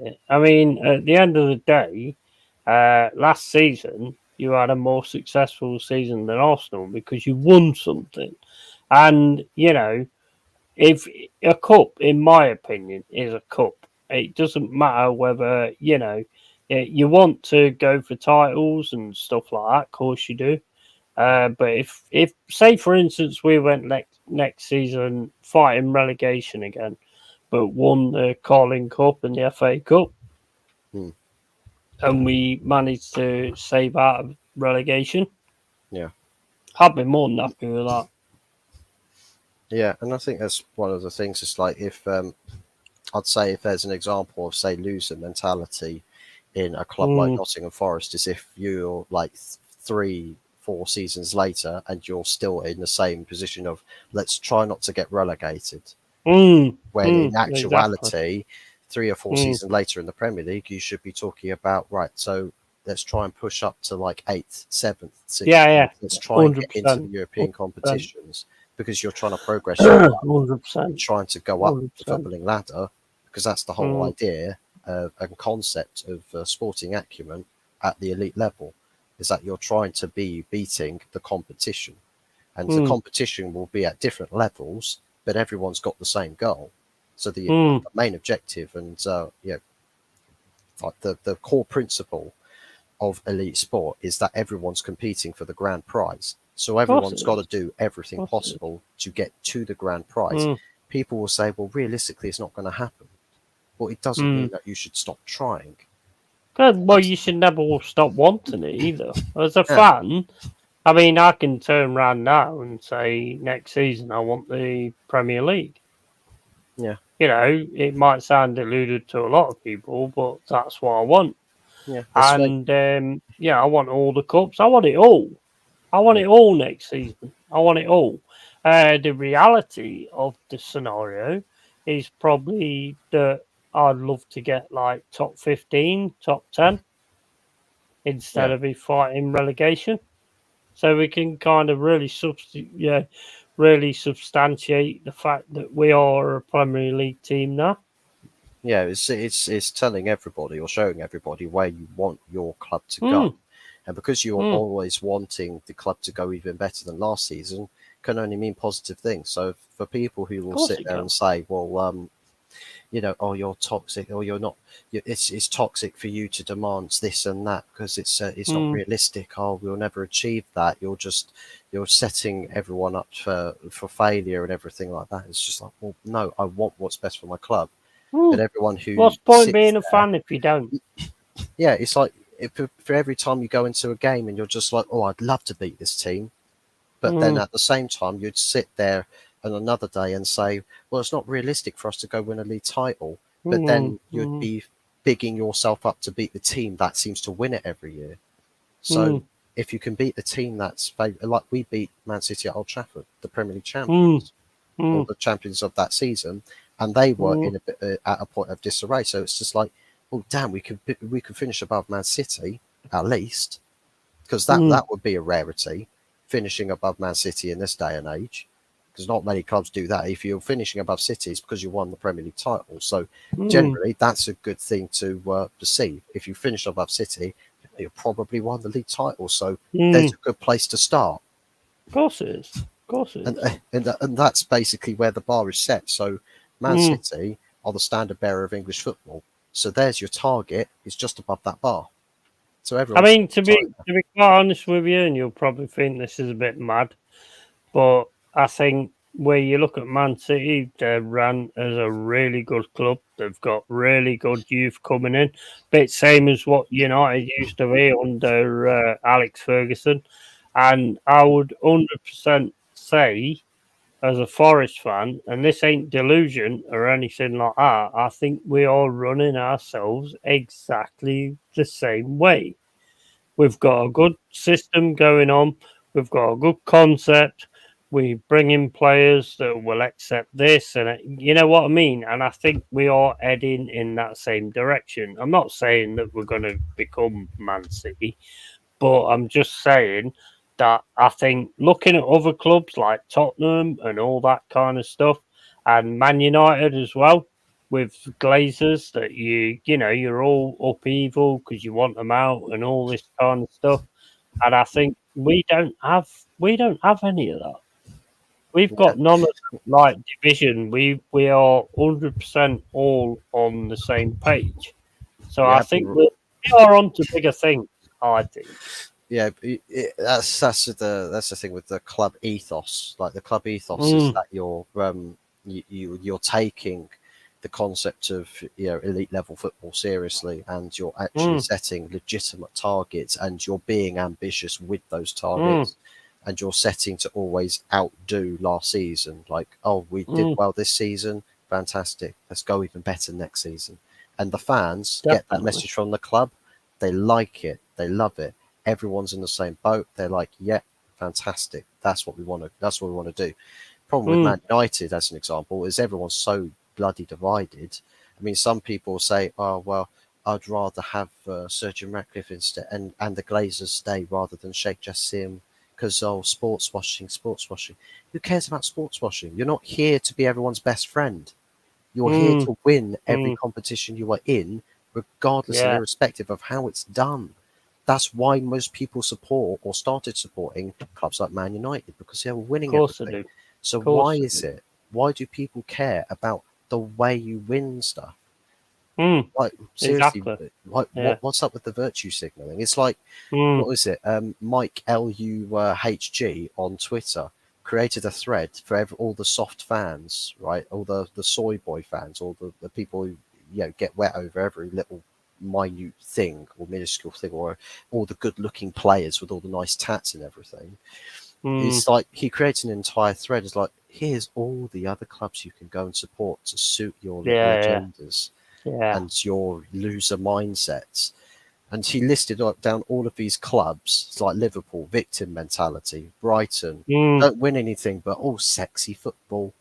And it's like mm, clubs mm, like that as prime examples of each mm, like ultimate sin of a mm. football fan who does not ultimately want what's best for the club, and that's to thrive and be Yeah. successful. And Yeah. that, at the end of the day, that's the problem that we've got with modern day football Mm, communities, is that we're poisoned by people who actually take what the clubs say if they try to lower expectations.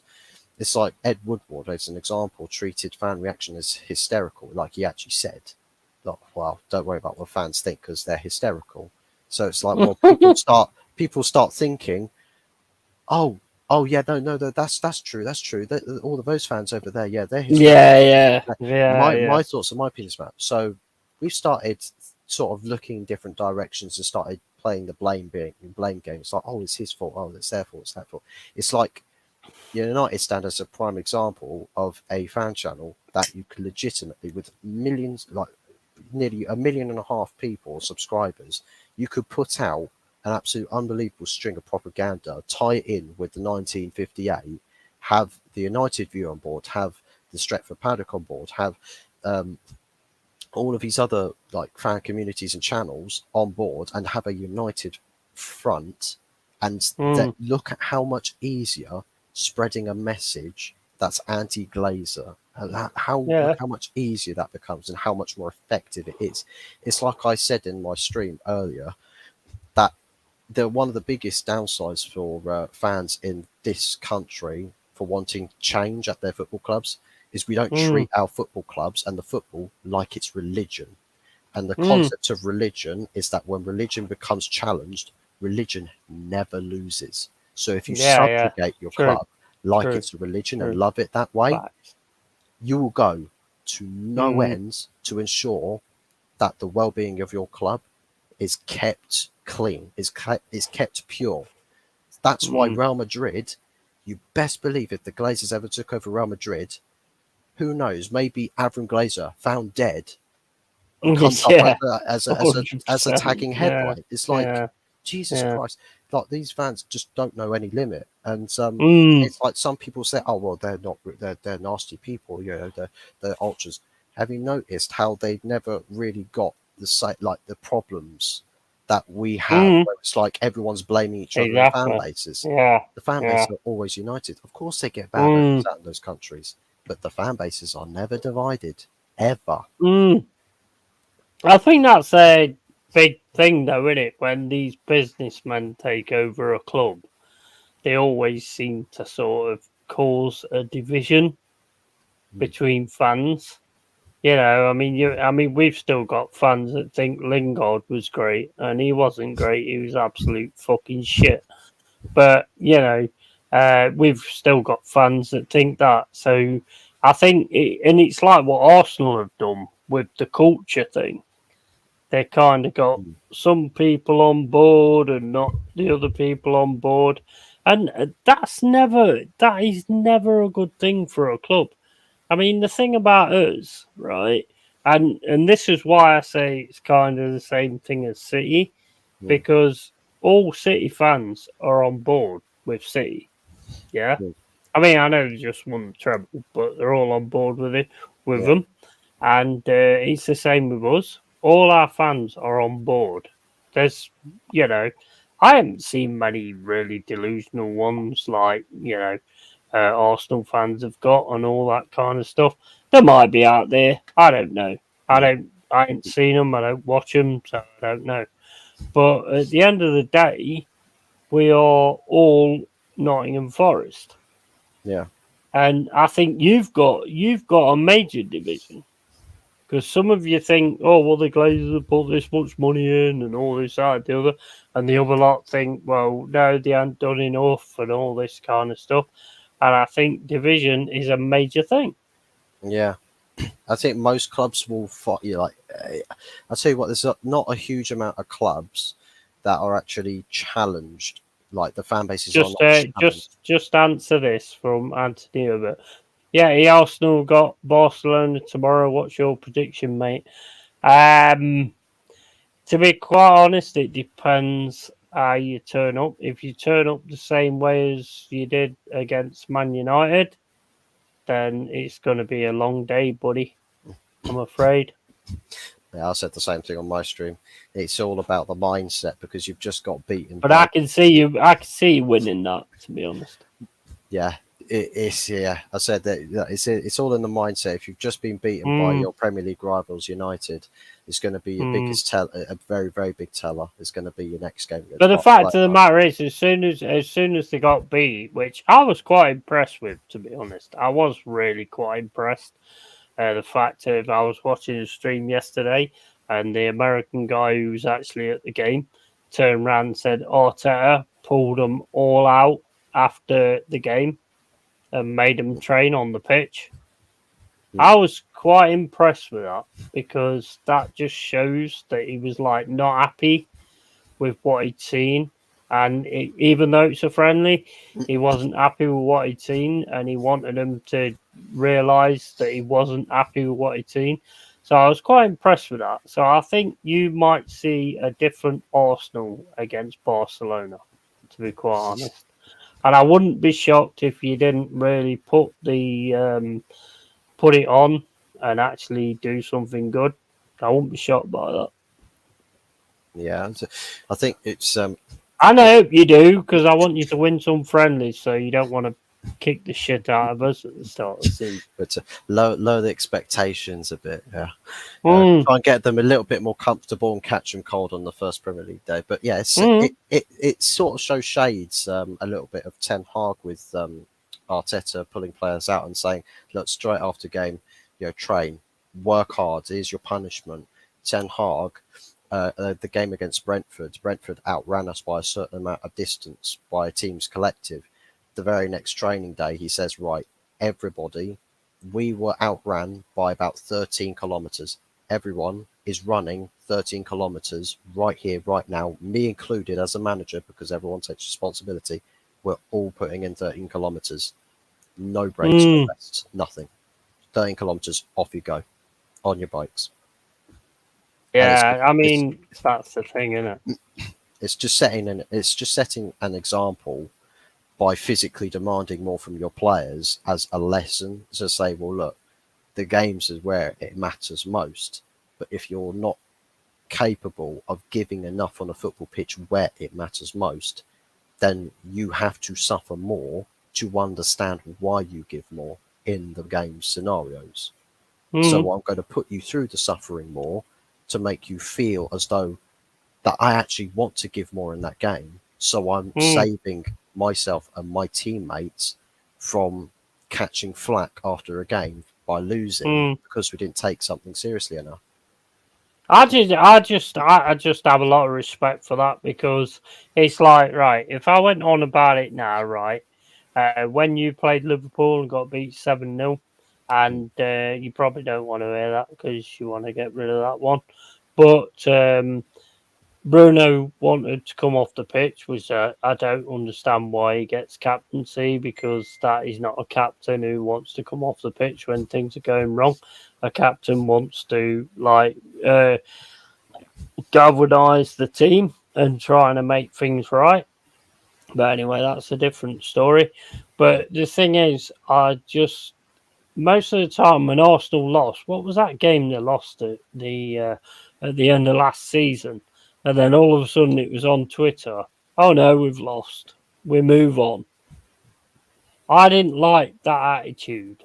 And the attitude that Arteta has, as in putting them on the pitch afterwards, why most of the fans are still there and making them train, I think that's a progressive thing with Arteta, because he hasn't just accepted it. He's gone, you didn't play well enough. Get on the pitch. You ain't fucking going home. You ain't fucking going out to no nightclubs or anything. You're getting on the pitch and you're doing it again. And that, to me, is the right way of going on. And I have to respect that. I don't like Arteta, but I have to respect that he did that. Yeah, I think was it the Brighton game where they got beat 3-1. Mm. I think it was Lee Gunner also Mm-hmm. said, "Oh, I can predict what they're going to say on their post-match post or something," and word for word, they actually posted a post straight afterwards that said exactly what Lee Gunner said they would say. It's like, well, yeah, there you go. And yeah, the same thing with like all the fans leaving, filing out of the stadium in like the 70th minute when what was it? Brighton went, was it 2-1 or 3-1? I can't remember what it was. I think it was 2-1 at that point. But yeah, I just think everyone's sort of like, because the club sort of at that point were just like, well, I think everyone sort of half accepted that we've lost the title to Did Man you City. agree what Ten Hag did then when Liverpool lost 7-0 and he still put the same players out next week? I think Ten Hag was probably looking at, like, I can understand where like people would want to see, don't reward failure by saying, well, everyone's going to start the next game. But at the same time, the very next game was Europa League. Well, the thing is, I had Brian Clough as a manager, and I know he wouldn't have done that. You would have paid for it. You would have paid for getting smashed 7-0. 100% you would have paid for it. Even if he had to put like 15, 14-year-old kids on, he would have still done that other than put you on. Because there's like a famous quote with, I think it was Steve Hodge, when Steve Hodge said, "Oh, I can take corners, boss." And Brian Clough turned around and says, like, "We've got better people who take corners than you. Just fucking do your job."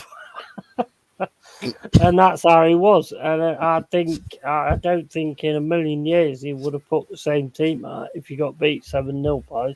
I mean, that's a different era. It's a different era, and footballers nowadays have contracts that say they've got to play, and they've got to play so many games and all this, that, and the other. So I suppose it's not. I mean, I don't agree with that, to be honest. When a player signs and it says I've got to play every game, to me, I'd just say, fuck off, you're not for my team. Because I'm not going to keep playing you if you don't play well. And that's it. I suppose with Ten Hag is like, yes, I understand when people say, look, drop everyone in the team. It's like, for me, I wouldn't have dropped everybody in the team. I would have said, look, the people most noteworthy, right, drop some to say, well, look, if it happens again, you're all gone. The lot of you. So drop somebody or some people in that team. Bruno, 100%. That's what it's interesting. He was the one that dropped tools. I mean, I've never seen a player, right?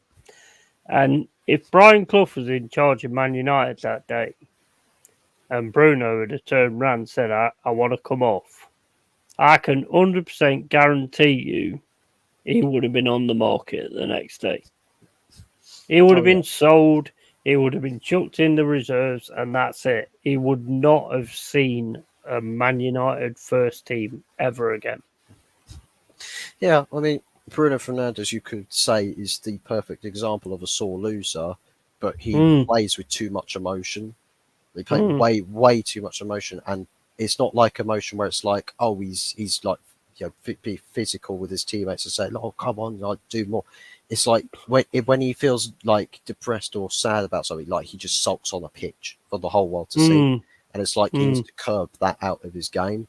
I've seen with the people say that, well, he wanted to come off. I think it was Gary Neville that came out with that quote and said, oh, he was asking to come off, and then everyone said, no, he didn't. So I'm sort of in two minds about the truth about that situation, Because Yeah. if a player's asking to come off, I mean, Ten Hag would not have. I'm pretty sure Ten Hag wouldn't have accepted that, saying, "Oh, I want to come off, boss. I'm sick and tired of this game." Oh, you want to come off, right? Okay. See how many under-21 games you can get through without asking to come back into the first team. I've got to keep you there for the rest of the fucking season. So I don't quite have the same conviction that Bruno like actively asked to come off. You've got to do an Oxford's takeover again, mate, because I need a piss. Yeah, no worries. But it's like when people say, well, look, Bruno needs to be dropped this, or well, Bruno doesn't make a good captain, that and stuff. It's like Bruno's probably the most qualified in the team to take captaincy compared to other alternatives. I mean, Martinez is a really, really big shout. I would say, look, the solid co-captain. If Bruno needs to come off, give the armband to Martinez, because that guy's a bulldog and he knows how to push for more out of his teammates and demand more from his teammates. And that guy has got solid leadership qualities. Others might say Casemiro. I think there's a language barrier there. And if you've got English players playing in the team, the communications will probably take a hit. So perhaps maybe a third choice or the third in line to getting captaincy. But as far as in reaction to like the Liverpool result, for everyone saying, look, drop everybody, I can understand that 100%. But with more games to play, more tournaments you can win, would you sacrifice trophies to make or to get a message across in response to one game? Because at the end of the day, as much as people will sit there and say, "Oh, remember that 7-0 loss?" I want to be able to turn around and say, "Oh, but do you remember like the other two trophies that we won that season?" It's like I'd much rather have the team react to something where some people will get dropped as to say, look, take this threat seriously and actually like pull your finger out, but we've got more trophies we can win this season, so pull your finger out now and you can be a part of actually building towards winning those trophies. And it's like with the FA, but 7-0 against Liverpool, I mean, that is a massive game for you guys. Yeah, it's our biggest rivals without a doubt. It's well, like, Arsenal won't like to hear that, but it's like what would people be saying if we decided to draw? Like what would everyone across the country and all in the world of football be saying if Man United ended up finishing out of European positions because they started playing their under-21s for the rest of the season? They're like, oh, Man United have collapsed. Well, in actuality, we had some embarrassing results that season. We still won the Carabao Cup. We finished third place. You set the standards to say, well, where we finished the season and how we finished the season. We also had an FA Cup final as well. Right, now build on that. Build on where you finished and improve from there. It's like if we get battered again next season, well, you've said, well, look, there's your experimentation season this season. If you keep getting slapped up in big games away from home, we're going to have some massive problems and we're going to be looking at the manager. Like, forget just players, we're going to be looking at the manager because I mean, I'm not being funny, mate, but your game against us was shocking. From our point of view, it's absolutely shocking because for me, Rashford gets a worldie, whereas for me, you had Remo Freuler and Worrell. And if it was Yates, he takes him out. He don't get that goal. He may get a red card or whatever. I don't care. But we just didn't do anything. We didn't. I mean, I don't think we really had an 11 by then. Anyway, I don't think Cooper knew the 11 was up to the last sort of 3 or 4 or 5 games of the season. And that's no disrespect on him because at the end of the day, I would challenge any manager to take 22, 25 players on as a team and make something of it before like the last echelons of the season. And that's exactly what we did. I mean, and I think we really had a team going at the end of the season. Whether Arsenal was like on the back foot by that point and was on holiday and on the beach, I don't give a shit. the end of the day, you play what you've got to play, and you play the team that's there. And if they don't want to turn up, then that's entirely up to them. But I think we totally had a really good team last season. By the end of it, and I think it's going to be interesting what we do next season. To be honest, because I think everybody's turning around saying that we're going to be relegation fodder and all this, that, and the other. Welcome back, Mama Flossie. I think she got kicked off or something. I think a lot of people got kicked off because we were what we were talking about, and we got fucking booted by YouTube. I don't know. I don't give a shit. You got put in the deep web section. Yeah, we did. We got in dark web, and they're all part of the pedo shit anyway. So they're not going to like that. So basically, it's like what was I saying about Forest? I personally think that we really got it together at the end of the season, and everybody was on the same page. So I'm really looking forward to this season. And we've got Ola Aina, who looks like a decent player. Right back, left back. He can run with the ball. He can do some nice tricks, and he's quite creative as well, which is nice.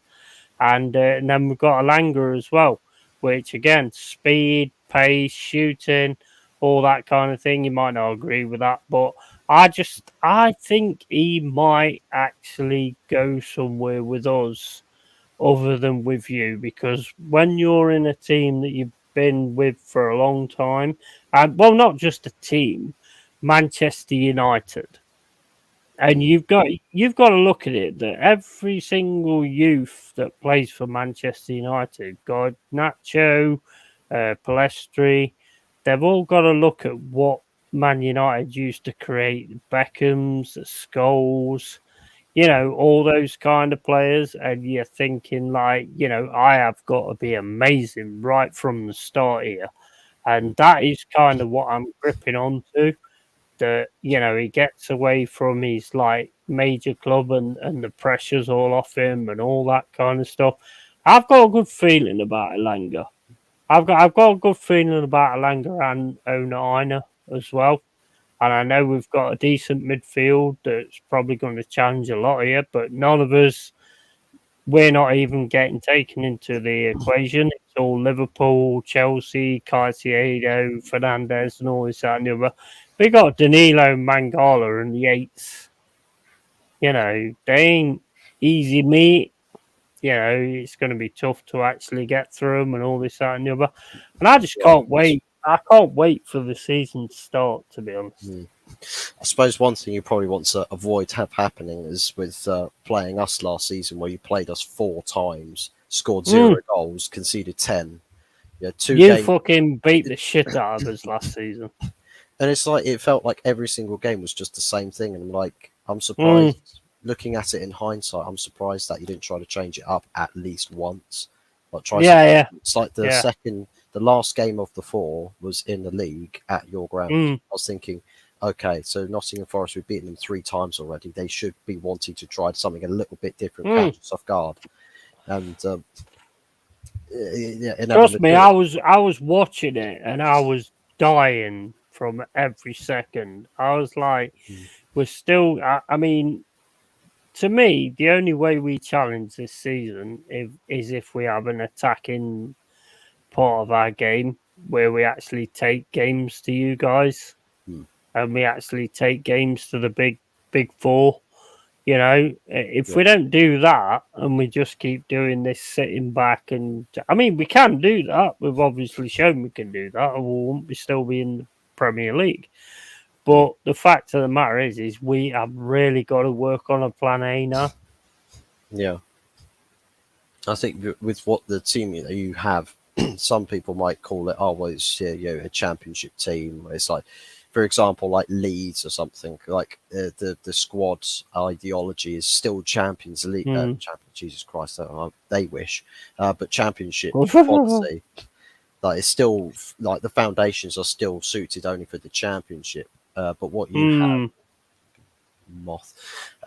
what you have was players in the team that even if they are championship quality, they don't stop running or don't stop fighting and everything. And They it's are, like yeah, it's the work ethic. you've got a balance with tied in with some quality that bails the Mm, lack of quality out of the other players, but then the hard yeah. working, you know, lesser players are also complementing the higher ups or the Mm, better players. Um, it's like you can find a foundation or a balance in the midfield where it's like you can attack teams in different ways. It's like whether you mm, say your defense is the best form of attack, you soak up a lot of pressure, but the link mm, ups that you can get makes your counter attack make it so mm, it's not so just hoof it up to whoever's the target man and let mm, them hold up play to bring others into play. What you could do is mm, like what a Man United or Ten Hag's counter attacks do, and have it where everyone sort of then floods forwards. You're doing little combinations mm, here and there, little give and goes as you're moving and transitioning up the pitch. Because sometimes those sorts of counter attacks catch teams off guard, even the best ones. It's like mm, Man City, I think once or twice. It's like Brentford when Ivan Toney scored their second goal to win the game just before the World Cup. Just a counter attack at the Etihad from that. And it's like yeah. if you've got the players that can sort of complement each other, like by from a quality standpoint, it's like that favors it. That's going to bode very well for a team if Mm, they want to either A, stay in the Premier League, but B, actually go up the league and start mm, pushing for other improved positions.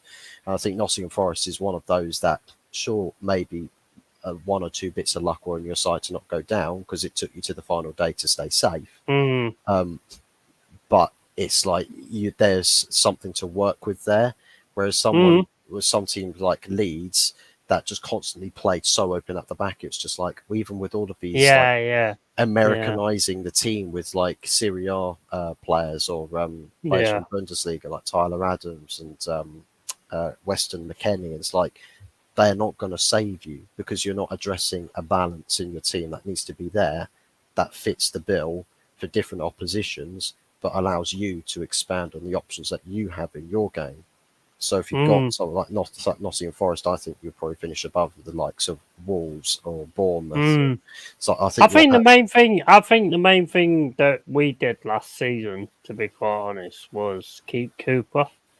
mm, I think at that point in time, that was a real sort of switch to mm, what was going to go on because if we'd have got rid of Cooper, then it was like an unknown quantity, maybe in a Sam Allardyce or whatever. But I think actually keeping him said a lot because I would like to think it said a lot to other teams that you need to sort of stick with your manager. mm, Not with Arteta, I mean, because he's had so many years now and he's spent so much money and this is his last season. And that is the one thing I'm kind of hanging on to because mm, it's like it's the pressure that's on him this season with the team he's bought is it's immense. It's immense. If he loses the first game, you'll have so many Arsenal fans going, "Oh well, it's only the first game. We'll be all right in this and that." And then you'll have other fans, the real fans, going, "This ain't good enough." You know. yeah, So it's like I think we've got sort of that going for us, and I think Danilo was one that Arsenal were looking at for ages, but didn't want to kind of take the punt, although he's quite cheap. But just didn't want to take the punt on him, and they should have done because, in my opinion, and I'll keep saying it, and I'll can keep saying it till the end of the earth. If Arsenal had have strengthened in depth and got good players in, not Jorginho and all that kind of stuff.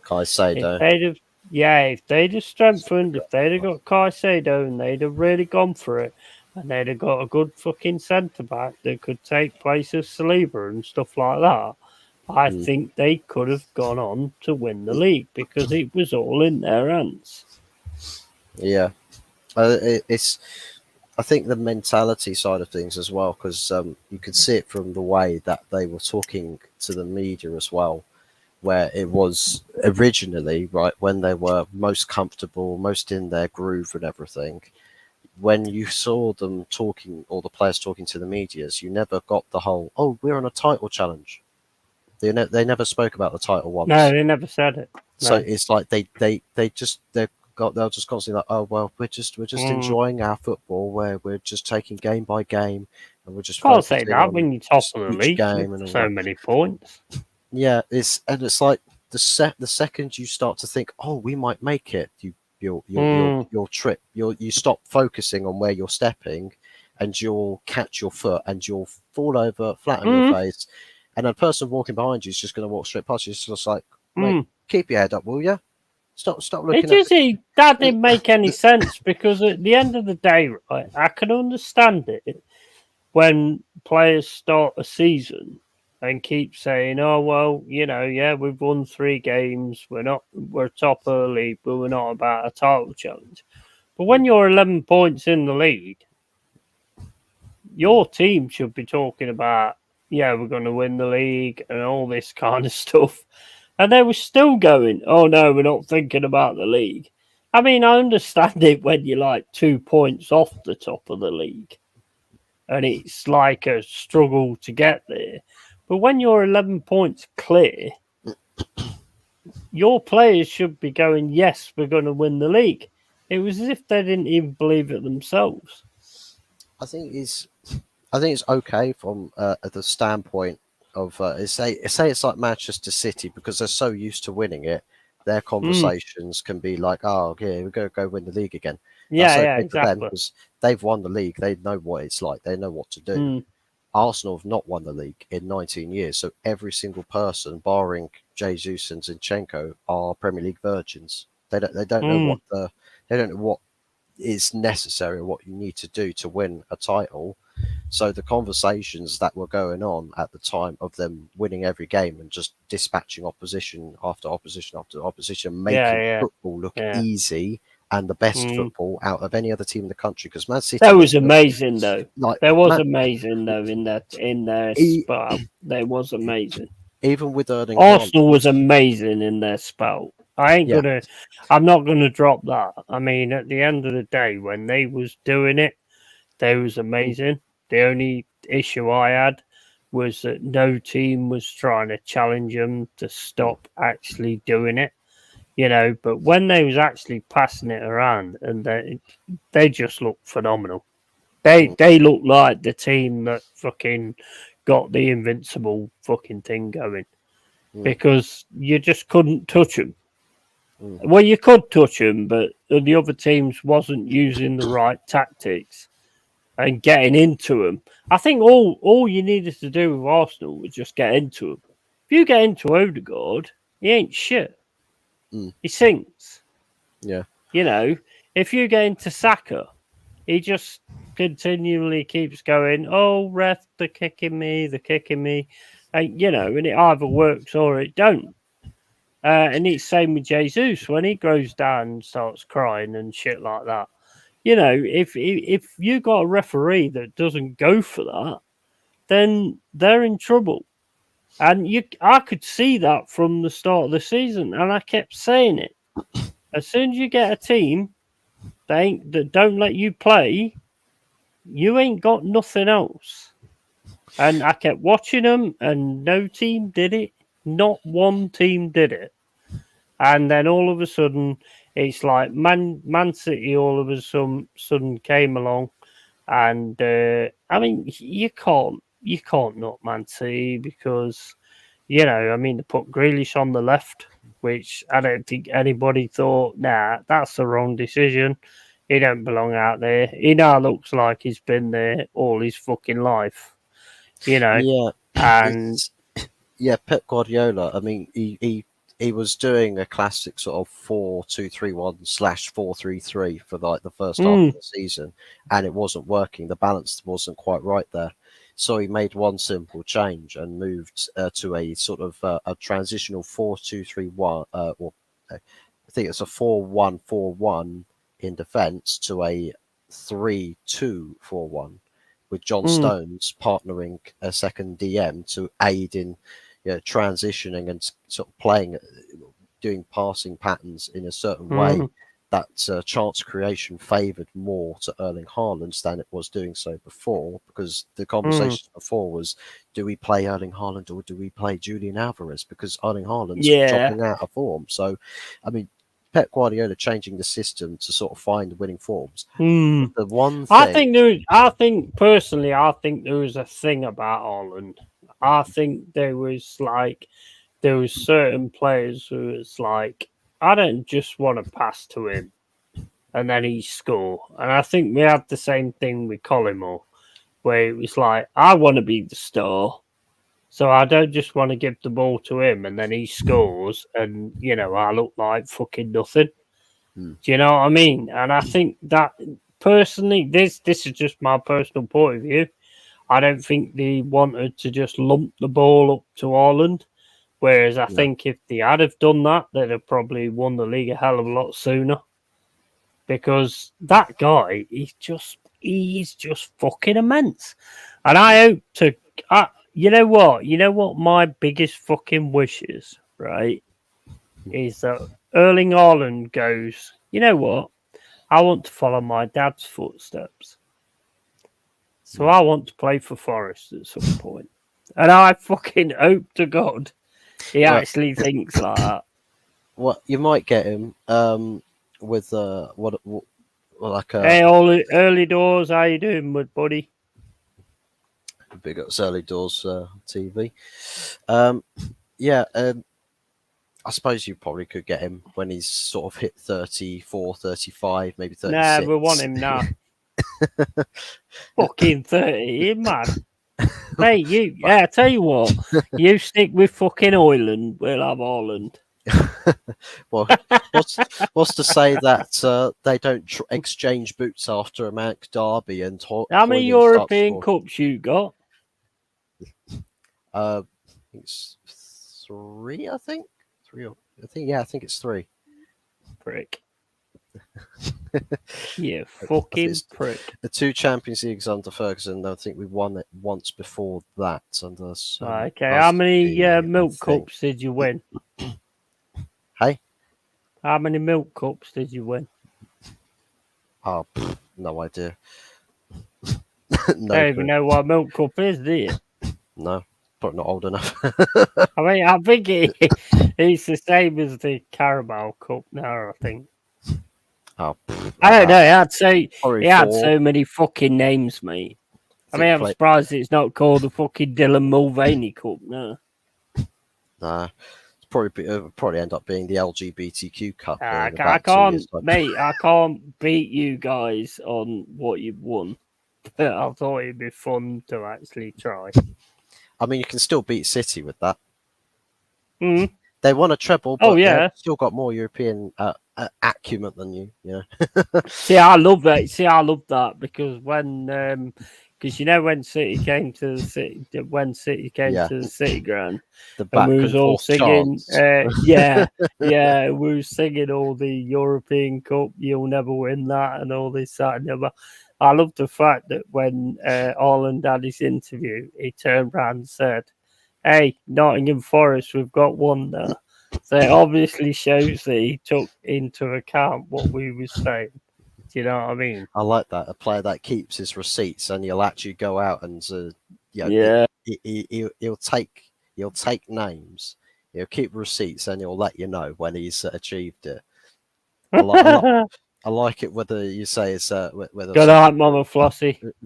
Whether you want to say that it's arrogance as such, but sometimes the players having sort of a level of arrogance that's justified and warranted, and it's like it's exciting to see that player and where they go in their careers, because it's like it's a shame if arrogance goes unchecked and they falter in their career, but an arrogance where they say what they say, right? Their mouth writes a check, and some people say, "Oh, you ain't going to cash that," but then he pays it in full. And it's just like, oh, Nice. Yeah, I'm just going to read this out. Yeah, this rumor about Alexis Sanchez. I don't know. I've not heard that one, mate. Good night, Mama Flossie. Have a good night. Good night.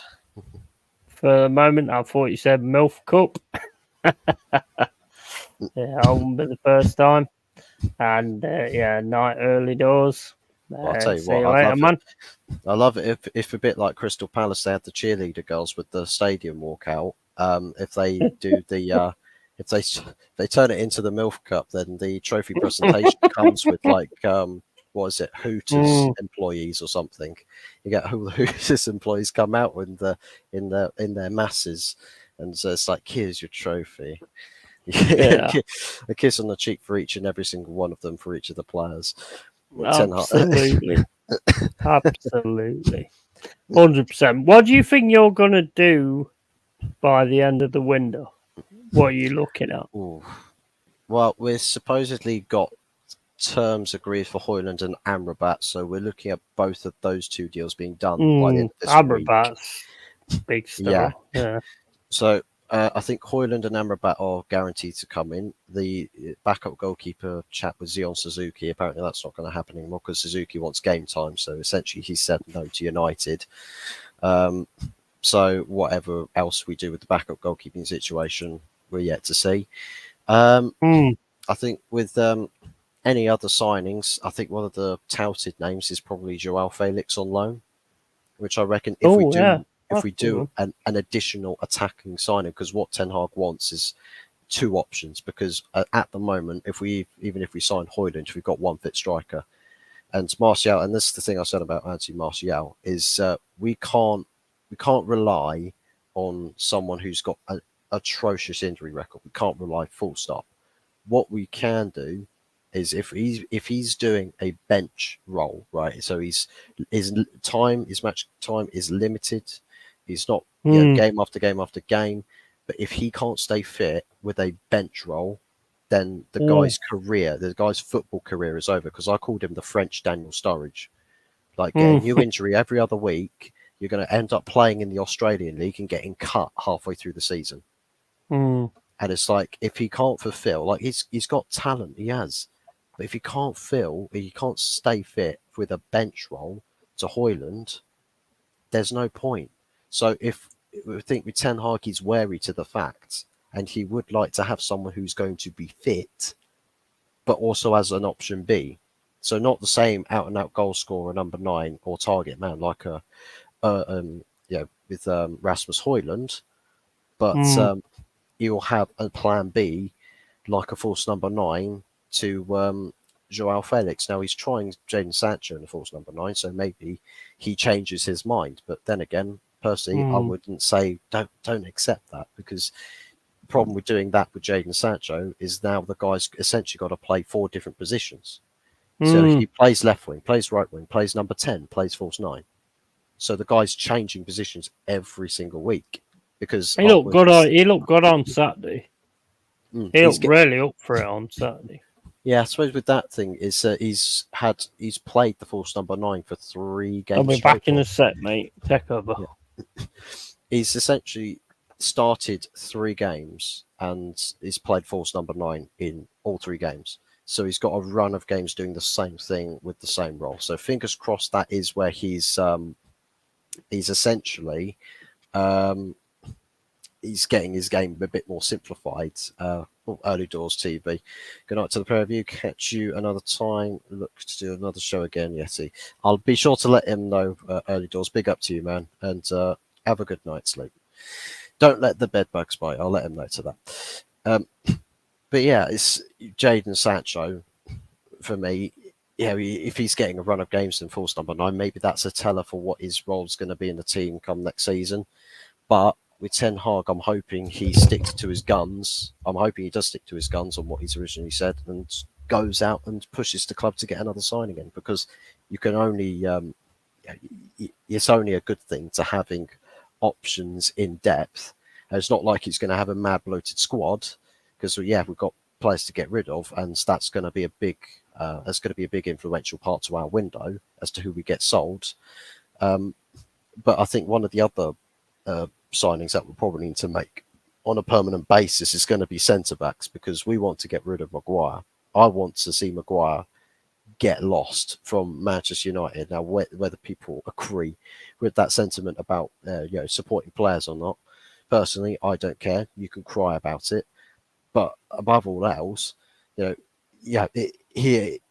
Maguire, players like Maguire and Scott McTominay are the full embodiment as to everything that's wrong with a club that does not have the ambition and drive to be successful. So those guys could not leave the club soon enough. They could not leave the club soon enough. So for us, I want Ten Hag to be pushing this board, get more signings in, get more players in. Don't just stop with Amrabat and Højlund, because cool, you got 3 key signings. Good eye, early doors. Thanks for dropping in, man. Have a good day at work tomorrow. Yeah. So, but yeah, as I was saying with Jadon Sancho, because he's playing false number 9, that's probably a teller for what sort of a role he might have next season. Personally, I hope that's not the case. I hope that what happens is that Ten Hag says, well, look, Sancho's a great keep ball player, so cool, we can utilize him as a sort of target man, but he hasn't got the physicality or the stature, like the height, to be an effective ball retention player in a number 9's position, because you're up against centre backs, whereas out wide you're only being pressed to feet with the ball at low level. And if you're a good ball retention player there, you're essentially like Jack Grealish, because the guy wasn't setting the world alight. Like, he wasn't scoring hat-tricks or getting hat-tricks of assists. He was doing the simple jobs, but doing them so fucking well that it just helped the case for Manchester City and everywhere else in the team. So for me, Jadon Sancho should be probably more consistently played in a wider position as ball retention. I know we want creative outlets from wide, but because where we're going to aim to take this team and how we play, you weren't going to get much creativity or chances created if you're playing a counter-attacking or a slightly deeper line. If you've got less of the ball, you spend less time creating chances. So it's like with people who say, well, Tyrell Malacia has not been great. I've not got much patience for him at left back. We've not played attacking football. The guy for Feyenoord essentially played as a second left winger. The guy was probably the highest player on the pitch on average. He's a fullback. So you're not going to see the best of him until we play that style. And that's where Ten Hag wants to go. That's why he admires him, because he fits that profile. Do you think Ten Hag's the man to bring the glory days back? Yeah. He's got the makings to do that. He has got the makings to do that. I think it's not just on the basis of football that it's modernised and it's up to date with the game. It's that it matches the flavours that you get with the other serially winning teams. It's just with how he manages the squad in all other elements. And it's like, once he gets the lackadaisical elements of the team out, such as your Maguires or your McTominays and all the people that haven't got a trained winning mindset, then you start to build things up, and the foundations, the structure gets stronger there. So you can add all of these more like flashy experimentation pieces in. That's when you can start to have fun. That's when you can say that the beggars can't be choosers thing is no longer applicable to us. For us, so why did he not want Timber anymore? Why did Arsenal get him when Ten Hag wanted him before? I think because he probably felt that was the easier player to get. But Martinez then became available, and I think Arsenal were Martinez is awesome, man. I mean, I'm sorry, but Martinez for me should be captain, because he's just got that Stuart Pearce type of like thing about him. I mean, they used to call him the Butcher, so he's just got that point about him. I mean, that foul on the Arsenal player, Saka. Sorry, it weren't no foul. It weren't no foul. He got the ball. He gets pushed and he's just like, right, get fucked. He just smashes through him. But he's I love players like that. But he's calculating. At the end of the day, he won the ball. So Yeah. I don't understand why they're crying about that, to be quite honest with you.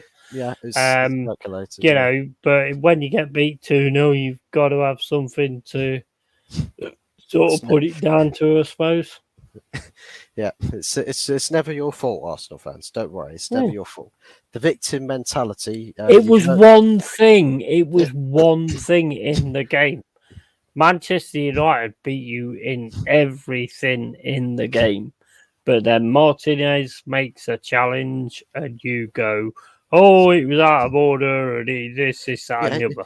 That it wasn't should what be lost ever. you the game. You lost the game before that. It's unacceptable. It's not in Yeah. the spirit of the game, right? Yeah. So, which team was it that ended the game with an injured player? Exactly. Yeah, you guys did, didn't you? It's Man United. I mean, I don't even know how Amad Diallo got injured. To be honest, it was like he was absolutely fine. And then camera cut happened. Next thing you know, he's on the floor holding his knee. Well, It's- not, who was it? There's an Arsenal player. Oh, no, wait a minute. No, sorry. I'm thinking about Forest Front. It was Nick Carter that got injured. But it went. Yeah, I mean, that was it. And it was like, there was all going on about, oh, you know, it was too violent and too this, that, and the other. You know what? This is the English game. It doesn't matter if you're playing in the United States or not. You should be ready for that. And if you haven't got the kind of players that's ready for that, then you're in for a bad time. Because, you know, I mean, I sit, right? I sit and watch loads of times games from the 1970s and stuff like that. You know, some of these fans, the way they go on, they would probably commit suicide if they seen some of them tackles in 1970. Honestly, I mean, some of them are like just completely two-footed. You just go in with one foot on the actual stud, and then you go with the other foot high into the knee, and the ref just goes, play on. You know what I mean? They would have an absolute heart attack if they seen the way that football used to be played. Yeah, it would be. I'll tell you what, it'll probably be age restricted football, live sporting events nowadays. It'll be age 100%. restricted because it's Yeah, just like, 100%. oh, be careful of flashing scenes and blood and gore and all of that. It's like that's just a combative nature of the game. I'll tell you one thing. One game I can't remember when it was quite a recent one where it was so scrappy.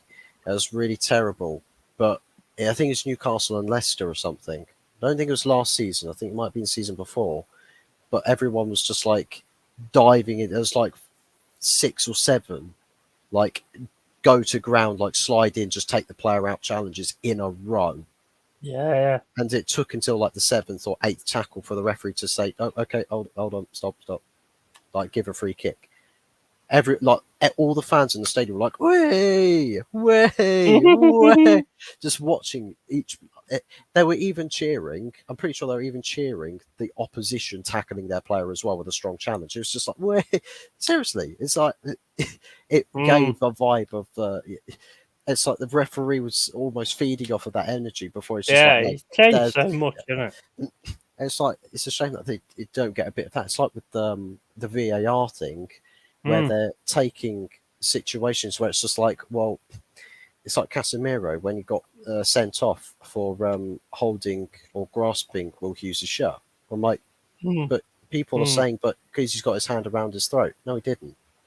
There's multiple camera angles. I will argue with you on that because I do actually think he did have his. I mean, I don't like Hughes because he's an ex-Derby player. Can't stand the guy, but he did have his arm around his throat. He did have his hands around his throat. I've seen. Sorry, but we're going to fall out on that one because I do think 100% he had his hands around his throat. I've seen with the camera angles because there's the VAR side of things where it's like it looks like quite low res where the hand is here and it's like the hands around his throat and everything. I think what was that? Was this? It was like that. Straws clutching at much. That's what I would say. Well, it's funny that we say he did, mate. He did do that. He did do that. It's funny that cannot we'll deny say that he did it. It's funny that we'll say that from the camera angles. You're There, in deluded. the same, You've been jabbed. in the same. Well, funny thing is, I've actually had the jab, but stopped at 3 times though. See, there you go. I've just fucking nailed it, mate. I've just nailed it.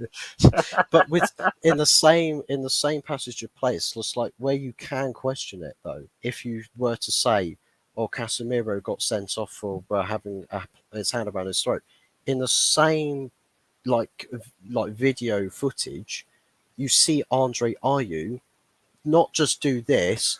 He I went agree. like that. What? Where's I agree. where's Same VAR looking at that? I it's agree. Like Same thing. VAR has actively disrupted the I'm flow of the not. game. I'm not. It's like I'm not disputing that. I'm not offsides as well. disputing that. I'm not disputing that. Andre should have gone as well.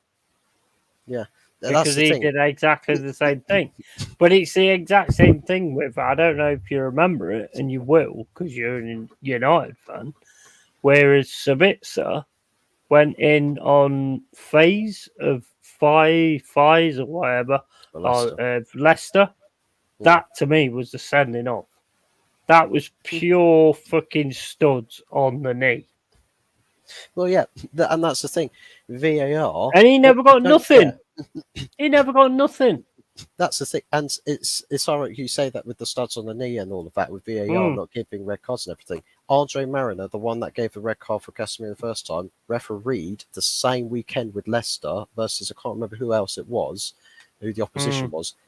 There was a red card challenge with the same thing, studs on the knee. It was ugly. It was goddamn ugly. Mariner didn't even give a red card for it. I don't think he even booked the player. I was like, but bro, you can't make sense of what they do with that much inconsistency. VAR has been the single biggest. Yeah, I agree with that. I agree with that. It has completely impaired officiating decisions and imbalanced it. So there's no consistency. Cool, we can complain about refereeing and officiating beforehand. It's like, oh, it's just cheating what they're doing. Okay, then VAR is essentially doubled that. Because it's like VAR's come in. It was supposed to stop the controversy with officiating. What's happened? Referee watch has become a thing on Sky Sports. Of course it has. Exactly. I mean, to be quite honest, mate, I don't like VAR. I don't think we ever had it before. I think we used to go to the pub afterwards and go, "Oh, that decision was well out of order." And then we used to have 9 or 10 points. We used to have 9 or 10 points, and then we didn't even remember what fucking happened anyway. So, and that's the way football fans always used to do it. But now you've got this VAR thing. I don't like it. I can't stand it. I don't get me wrong. I don't like Spurs, but there's one of these things where the ball went into the box and his hand was behind his back. You're talking about Brighton, aren't you? I can't remember who it was, but I think it was Dyer. And he got done for handball. How the fucking hell can you handball it when your hand's behind your back? How can you do that on purpose? It's like the rules. It looks like by visual representation, by each decision that was made from week to week, that the rules were changing almost every week. And it was not just on the basis of like feeling like the rules themselves were changing, but rather the context of what happens in the game seemed to be changing by what was acceptable to give the decision, what wasn't. So where you see one challenge. Do you want to know what I think? Do you want to know what I think? Yeah. And this is like a total conspiracy theory, blah blah blah blah blah. Right, get the tinfoil hats out. But yeah, get your tinfoil out. That's not tinfoil, mate. I know fucking tinfoil. Don't try and fool me. The thing is, I think personally, those mics on the refs are to do with like the betting and all that kind of stuff. And I'll tell you why I think that, right? Because I was watching a game. It was Arsenal. I can't remember who it was. It was in a cup game. And I had a bet that Fabian Delph would get sent off and El Neni. I think it was El Neni. Might not have been El Neni. I can't remember who it was.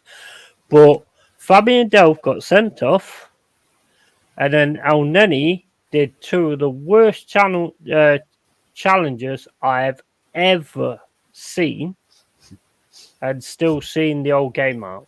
And I think personally that those mics, and the reason they don't want to let people listen to what they say on the microphones is because it's to do with the betting. I mean, you can turn around and say, like, oh, Tony's a bad guy because he bet on stuff and all that. He is a bad guy. He should get banned from football altogether, in my opinion, if you're betting on it, because you're getting a chance that not many people get to actually be a pro footballer and all that kind of stuff. So if you're betting on these games and you're doing that kind of thing, that's the kind of thing that put me in prison. So why don't it put you in prison, and why don't it get you banned from the game? But there's just certain things I've seen where it just makes me wonder whether, like, you know, Sky Bet's in the microphone and going, if you don't let this go, I'll give you 30 grand. Do you know what I mean? I know that's crazy. I know it's crazy. I am a little bit crazy. I think you'd probably work that out by now.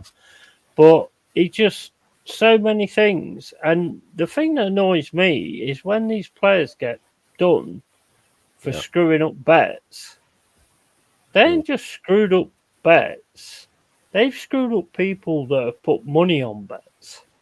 Who possibly at some point, I mean, this is a well out there thing, but there could be somebody who's put a bet on something and put a lot of money on it, and lost that money, and then not have the money to pay the rent and fucking committed suicide.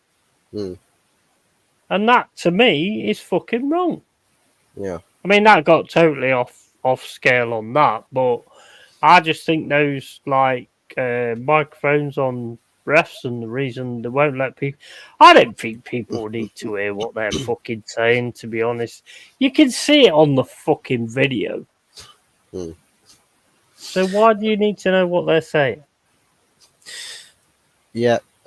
As far as betting side of things go, I'm not too sure in the betting aspect that's probably going on, because I suppose you could potentially trace that with like finance move, like where money is moving or how money is moving, based off of what the actual it's down to the people that actually do that. Yeah, maybe they're in on it as well. Possible, but we don't know how far the roots extend. Well, exactly, you don't. It would have to dig the whole tree up to see just how far they go. But as far as I think, without a shadow of a doubt, that some communications with the referees on the mics and everything is a lot more cynical than actually meets the eye. That there's chats that if like football supporters were to hear, like there would be a massive like outcry. There'll be a cry to war with some of these fans, because it's just like, oh yeah, 100%. It's like without a doubt there is elements of corruption in most football governing bodies. So it's like, we know that with how much money there is, corruption follows money. It absolutely does. So when we've got the most amount of money, and we're just like, well, there's bound to be corruption, so let's go for, we can speculate where it is. Whether you want to say a corruption is in 115 or /16 charges for Man City, or whether you want to say that a corruption is sat in the FA boardroom meetings where they get to decide who gets favoured for refereeing decisions throughout a season or something. It's like, where there's money, there's going to be a lot of people who want... Imagine if we all of a sudden found out that all sport was fixed. Yeah. We'd all become... That is one crazy fucking scenario, isn't it? We'd all become WWE fans, because at least we knew that's that what I mean. Before. That's scripted by intent. Well, we already know that's bullshit, so, you know, you don't have to bet on that. But, I mean, if anybody bets on that, you're a fucking idiot. But that would be crazy, wouldn't it? If you all of a sudden found...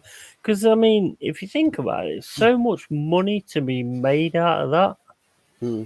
To to actually, and all of a sudden, all these games where you're like, as a football fan, you're like, how the hell did they beat them? Yeah. And then as soon as you find out that all sports fixed, you're like, fucking hell, I get it now. Yeah. You It's so dirty you're bastard. it's almost like you wouldn't just know what to like trust anymore. You wouldn't know what to like Mm, actually think like, oh, 100%. can I Yeah, genuinely like enjoy this, knowing yeah. Mm, that this is all muddied, it's mm, dirty. Um, I think that's always going to be something that will forever play in people's minds. But I think it would mm. be one of the biggest global catastrophes that a whole sport, if it gets found It'd out. be massive. It would just knock it all out the park because you look at all the things and you'd have everybody going, "Oh, I betted on this boxing, and I lost my money and all this kind of stuff," but none of them could ever prove it. Hmm, So you that's just right. lost your money and that was it. And that one that I was talking about, El Nenny made two fucking major fucking bad tackles Yeah, and still stayed on to the end of the game. And it was only for him to go up for me to get 200 to 1. yeah. And I was like, this is fucking ridiculous. I'll He t- just, I'll tell you who you need to go check the contacts and the phone contact histories for us. The people that betted on Leicester City winning the Premier League with the 5,000. Go check their contacts, see who it is I they don't, call. you know what? I'll be honest with you, mate. I don't think that was fixed at all because it was No. fixed. The betting companies lost a fucking shitload of money on that. And that is why now, when you look at bets like, say, Man United against Forest, now years ago, Man United against Forest just coming up Hmm. would have been like 100 to 1 or, for us to win or whatever like that. Yeah, They learnt a lesson there. You can see it. yeah. Because now Man United to beat Forest is 2-1. Hmm. Whereas before, the odds would have been totally different. And if you look at the cups where, like, say, Man United played Burton Albion, they would have been massive odds for Burton Albion to win, and they ain't Hmm. anymore.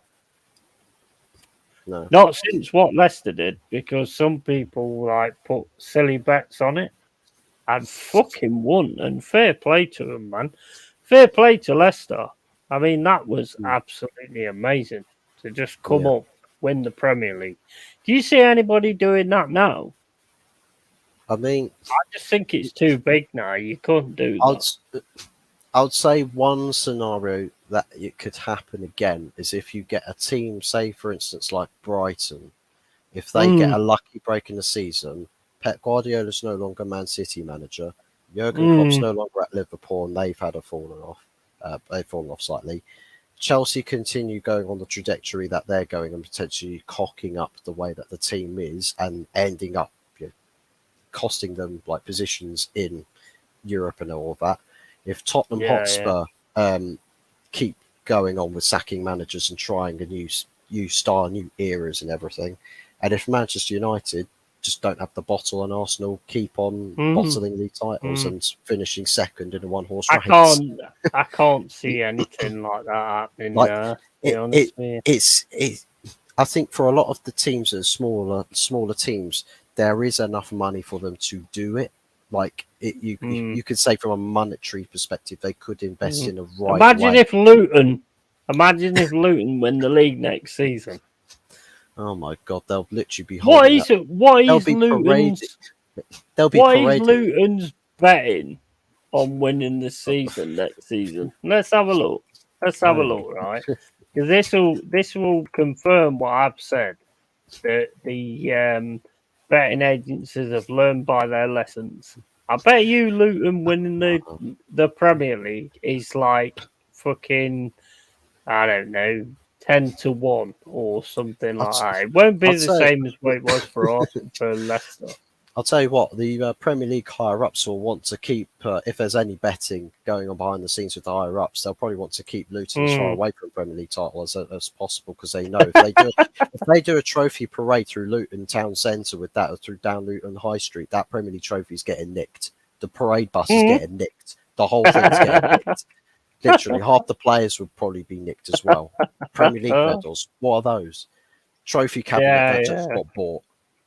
I mean, they'll probably have to parade outside of a chip shop for a stadium entrance as well. Like, I mean, God. That would be insane, wouldn't it? But then again, I think we all said the same when Leicester went up as well. And look what happened there. I mean, Leicester, I think, came up. That happened. It was the next season after they stayed up, I think, that they went on to do that. Because I remember. No, it was the first season. No, it's the next season because they the first season. Yeah, they came up the first season, and you remember with the Man United 5-3 where we went 3-1 up, and then it was just absolute carnage for Leicester in the second half, and they just go goal after goal after goal. Oh my God, Jamie Vardy! And literally, the stadium was absolutely rocking. That season was the first season that they came up, and I distinctly remember it, and it was just like, oh, for fuck's sakes, I hate Leicester. From that point, I hated Leicester City. And it was the next season after that where I was just like, oh my God, hope to God with Leicester City that we can actually do something. I'm sure it was the first season they came up. I think I could be wrong.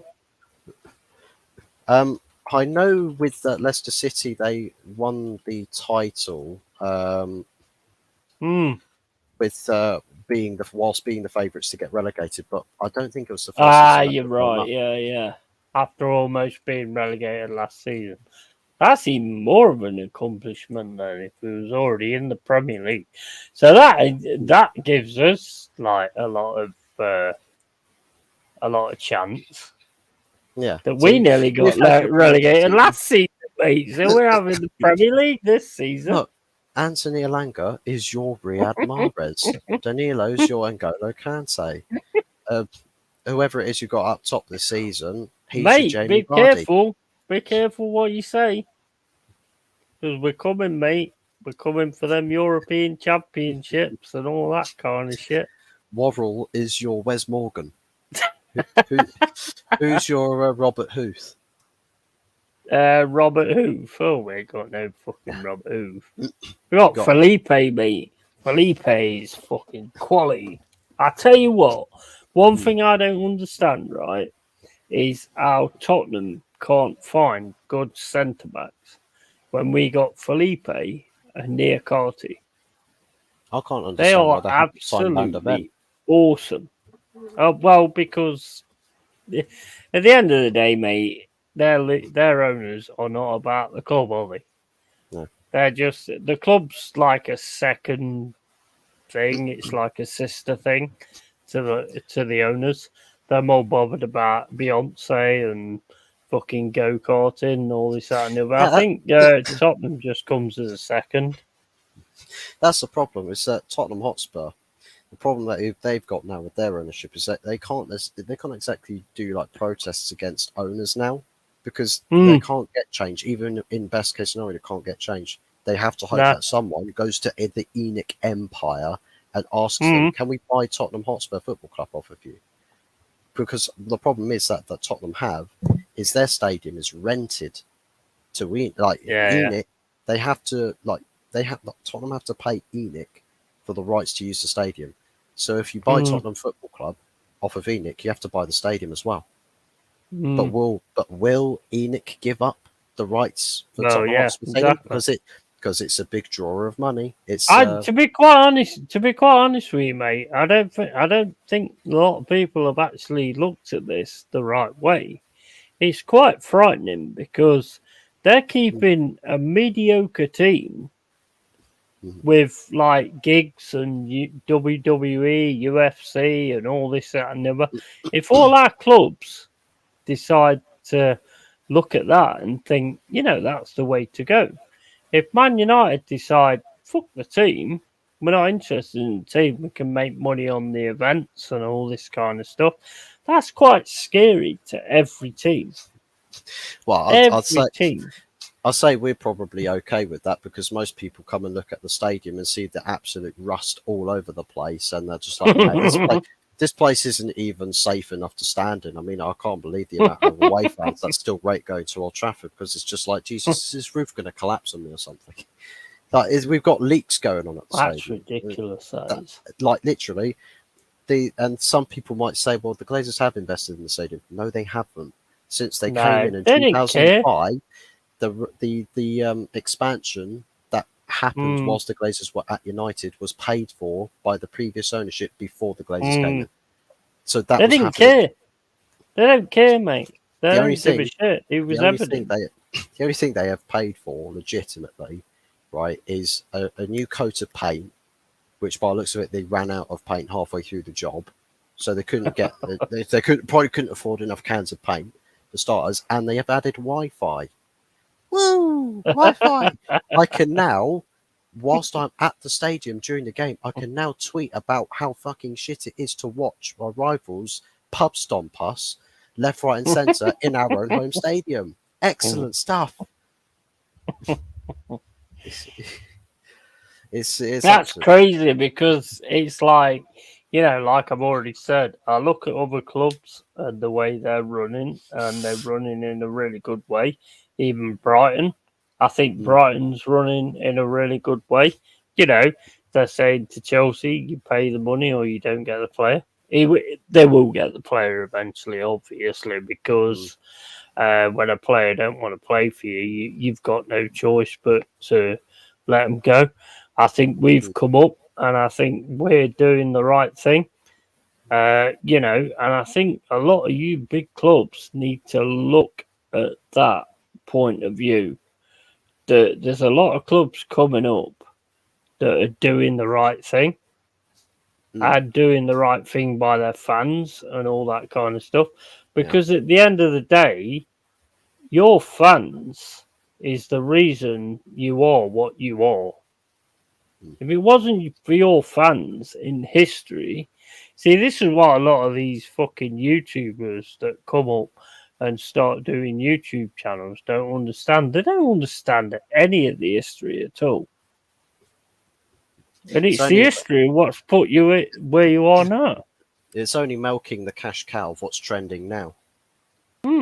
Because what it's like with TikTok, with the stupid trends going on TikTok. Once there's a new trend, it's like the amount of people that have started doing a stupid NPC trend where it's just like, ooh, ice cream, tasty, yes, yes, yes, and stupid shit like that. I mean, fuck me.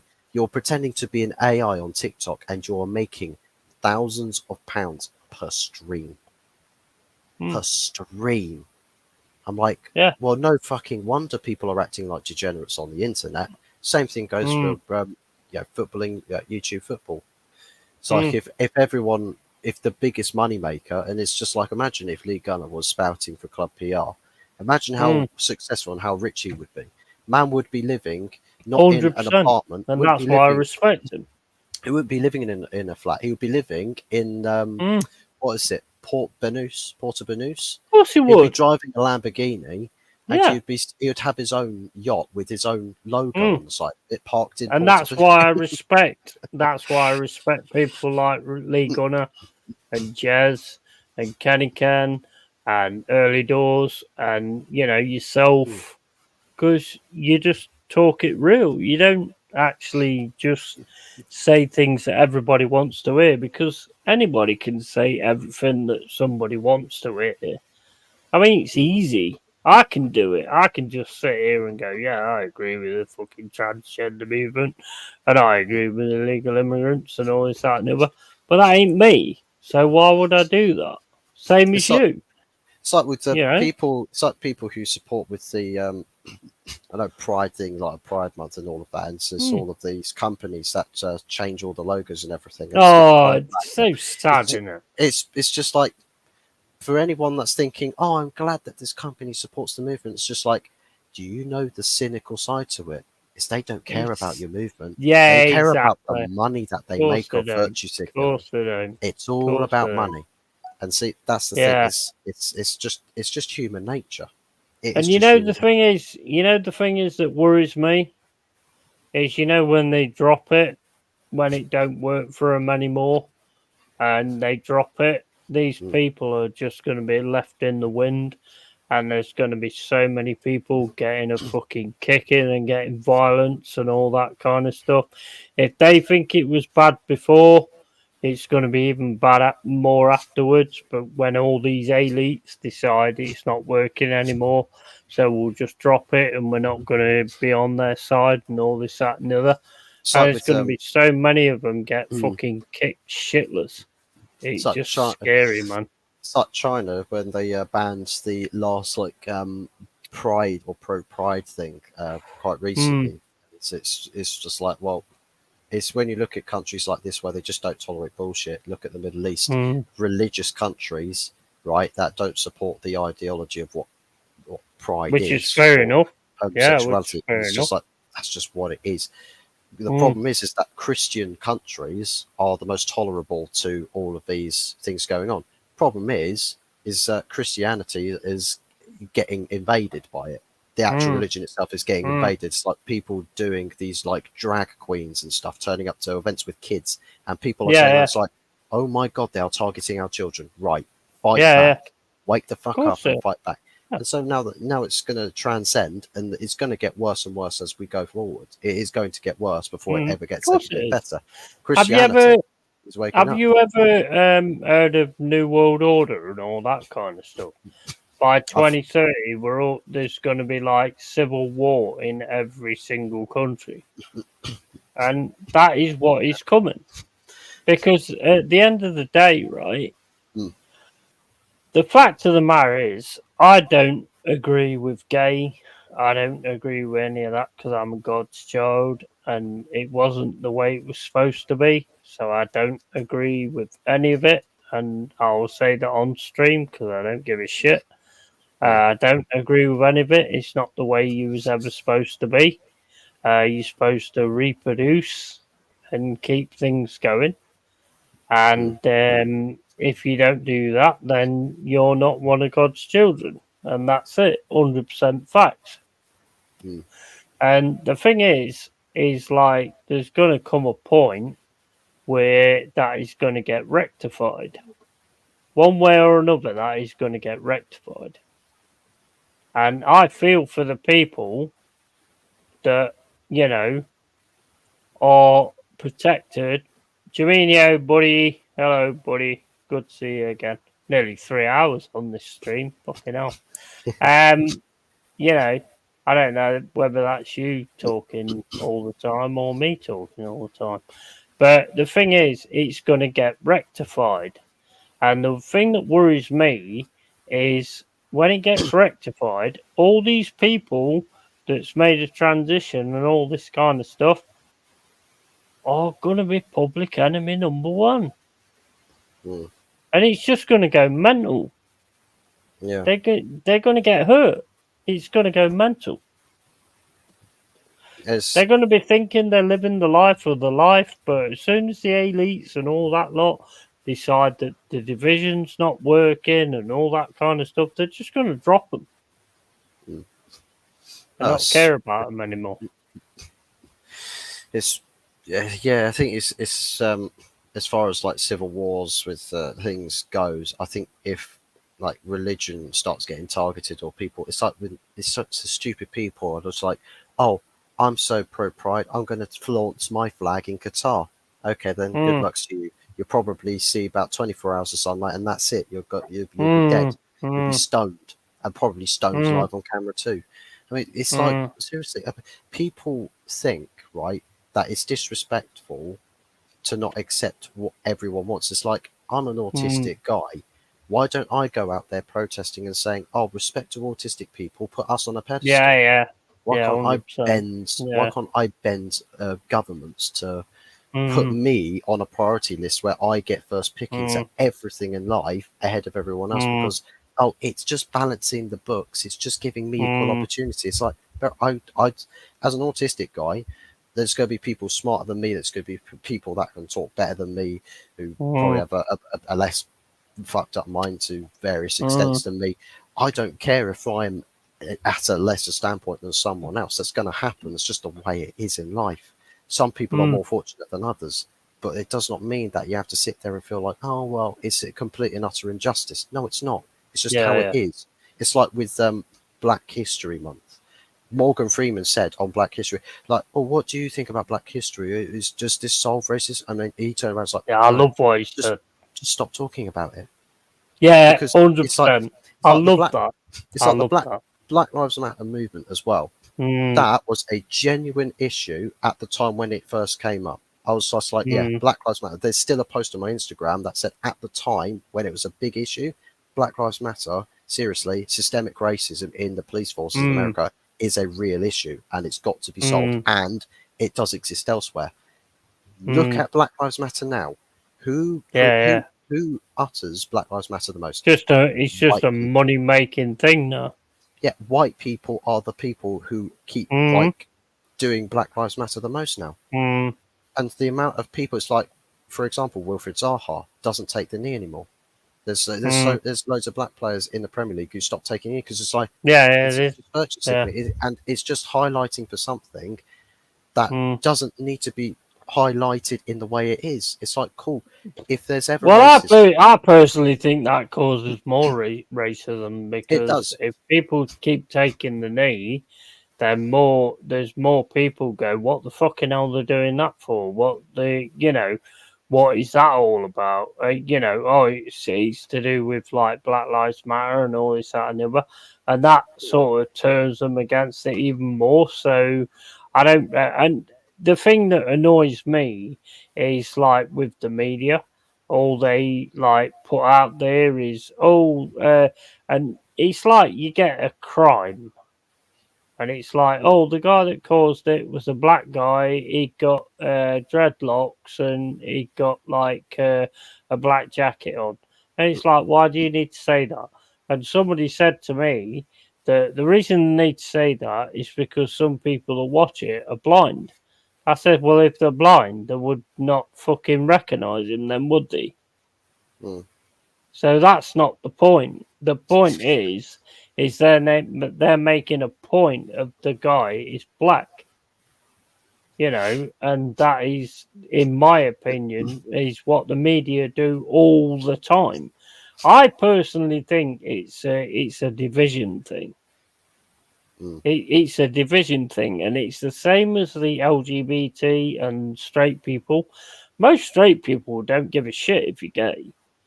mm. As long as you don't, I honestly, as long as if I'm out in the pub and you come over to me and say, "Oh, do you want fancy going to my house and I'll fuck you in the arse?" and I go, "No, I'm not interested." It makes no difference to me if it's a trans person who I'm dancing with. I mean, at some point when I'm dancing with a woman, I'll put my hand down the fucking knickers and finger her anyway. And if I find a knob, I ain't going with it, am I? well, I So mean, that would only be a case if you go to Thailand. But anyways, well, it's the way I've always been, and it's what I do. If I'm with someone and it's getting sexual and stuff like that, I'll stick my hand down and fucking clats and fucking try and fucking finger fuck her. And if I feel a fucking cock, I'm like, that's bigger than mine. I'm not interested. If it's not bigger than mine, then I might go is there. But that if you're it's bigger saying than mine, I'm not having it. is that you're saying though because they've got the cock, or is you saying no because it's bigger? Yeah, exactly. Exactly. If it's bigger, there's no way. There's no way it's happening. But yeah, That's just a conflict of interest. it's like with it's like with the stupid thing when I watched with Ben Shapiro, because I mean, yeah, some of what Ben Shapiro does is absolutely hilarious and brilliant, Mm, but some mm, other things I think he needs to like, perhaps fine mm, tune a bit. But mm, with Ben Shapiro, there's like when people ask him about unconscious bias, I'm like, what do you mean unconscious bias? It's like mm, he summed it up perfectly. It's like, well, it's just the thoughts that you have, or it's just like you'll do something, but you're not thinking about it. That's racist or will offend someone. Like, mm, so what you're mm. saying, right? And Ben Shapiro summed this up perfectly. So you're ghost hunting uh, the ghosts of ghosts, Yeah, yeah. and it's 100%. like, Yeah. where would you even begin to look? It's like, how can it's like an unconscious bias? You said it. It's Mm, unconscious. To state it's conscious, right? Is it's you're thinking it or saying it. yeah, So if you're thinking yeah. it, you'll know, okay, what I'm thinking here is is not politically correct. I need to Mm, either educate myself absolutely. or actually like Mm, refine what I'm doing here or how I'm thinking about 100%. something. If it's 100%. unconscious, you don't even know you're having the thought. So what is there Mm, to correct? yeah, Well, exactly. it doesn't make any sense. Well, it's like I say. I mean, if you're with somebody, and to me, I mean, personally, I mean, I watched a lot of Jerry Springer back in the day, although I know it's a load of bollocks. But although some of them did actually look like fucking real women, and you'd be like, fuck no. But you know, to me, it's like if you start dancing with someone or you start getting off with somebody, Hmm. to me, they should turn around at that point and go, "You do realize I was born a man and blah blah blah and all that kind of shit." Hmm. And then there's no issue there. Yeah, If you want to go down that road, you go down that road. If you don't want to go down that road, then you say, "No, I'm not interested." But this point of like everybody's got to accept this and accept that, fuck off. yeah. I You mean, know what I I mean? used to, yeah, I used to work on my first job with a transgender person who was born a man and changed into a woman. I've got a Mm, world of respect for her, right? And mm, that's the thing. I'll honor calling her like she, her, the mm, ideologies that she wants to have, because she's like she embraces the journey that she's been on and what she was mm, before. Like she openly like post a picture of what she was before her sex change, like who she was, who she looked like, and all of that, and just say, well, caption a post to this and that. Got a bit of a sense of humor, and it's not mortally offended by someone looking at her in the wrong direction or the angle degrees on the eyebrows for someone that's facing her mm, direction mm. is off key. It's just like it's there's a right way and a wrong way to do things, and it's the way to Yeah. behave, act, and it's just like the and it's a saying. There's a saying that rings true. Offense is taken, not given. So Mm. every Of course it single is. time, Yeah. everything that you ever question about life and the world you live in, it's probably not actually just from a standpoint of someone's thought a certain way, but it's a reflection of what people's reactions to what their life's Mm. Of experiences have been course it is. that have led them to what they're doing now. Mm. So, and the same thing goes for you or yourselves. Is when something happens in your life. It's like if someone jokes about me being having Asperger's syndrome, I Mm. could either do one or two things. I can choose to be mortally offended and say cancel him, Mm. or cancel it, Yeah. cancel that dishwasher on stage. I could say that, or I can turn around Yeah. to say, yeah, I can see the funny side of that. I've been a butt of jokes my whole life. Yeah, I find exactly. part You of it just funny. say, I laugh half of it off. I'm not mm. bothered. At It's the like end with of the day, you just got to be honest at the end of the day. I mean, you could be with somebody in a club, and, if you're honest about what you are, and they go, yeah, I'm all good for that. Let's yeah. go and fuck. I mean, that's fine. But if Mm. you're not gonna sort of give, I mean, to be honest, I mean, come on, most guys know. Most guys know because at the end of the day, when we start dancing with somebody, at some point we go down there, don't we? Yeah, With our hands, we it, we go it, down there, it so happens. we know. It happens. I think it's just people feel as like it's where it used to be like you communicate everything as just like a Hmm. prerequisite.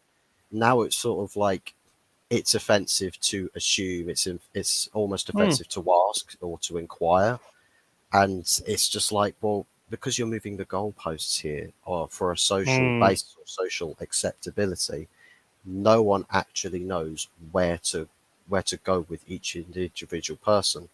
It's kind of like with the Yeah. date. It's like with the current dating scene. I mean, it's an absolute shit show as far as dating is concerned. Because I had Hmm. Tinder app and Bumble apps. Oh, I've I've done it dated. myself, man. I've dated a Waste of couple time. of times. I've dated like once from dating apps, and it's just like I cannot be bothered because if I swipe through Tinder, everybody's the same. It's copy and paste. Or I'm an alcoholic. Like Yeah, fuck off. yeah. fuck off. I don't want to. I can't be doing with it, you know, to me, because all these women call themselves a 10 out of 10, and it's like, you're a deluded fool because you're It's nowhere like near a feminism. 10. I'm nowhere near a 10. I'm probably a 3 or a 4 or whatever. I don't really care because I don't think guys really care about that kind of shit. And No. it's like, you know, I mean, there was one girl I went out for a date with in Sheffield, and all of a sudden, we're there having a drink and all this, that, and the other, and there's a guy over the other side. And I'm like, and he's just watching me constantly. And I was like, who's that guy? And she said, oh, that's my husband. He likes to see who I'm sleeping with. I'm like, what the fuck? What? Okay. It's like Adam 22 and Leonard the Plug with that.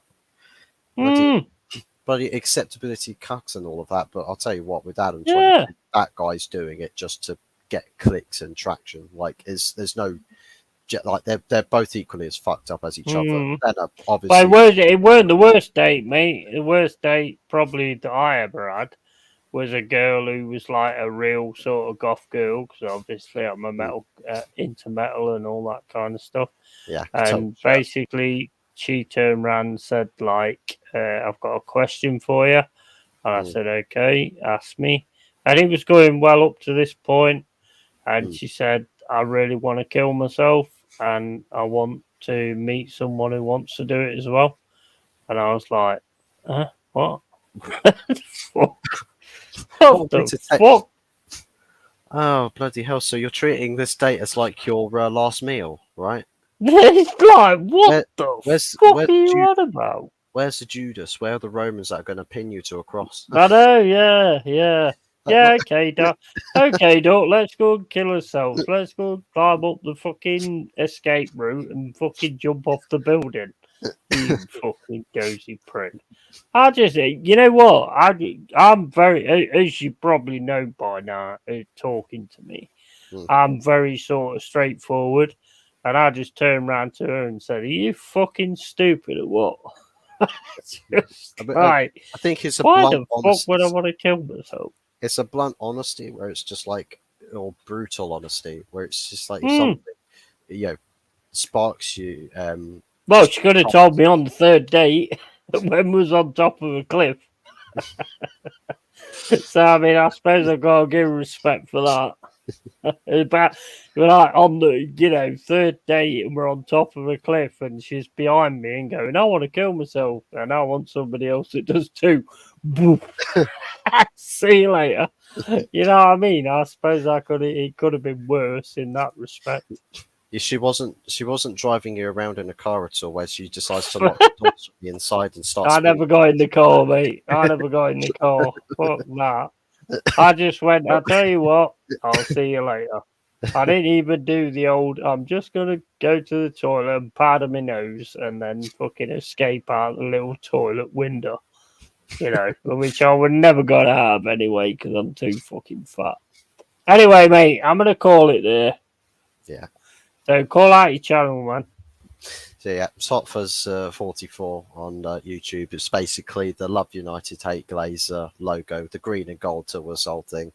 But yeah, basically do daily streams or uploads. Schedules are sort of still figuring themselves out because I can't be fucked to stick to hours or doing certain things at certain times. I just do whatever the fuck I want when I want.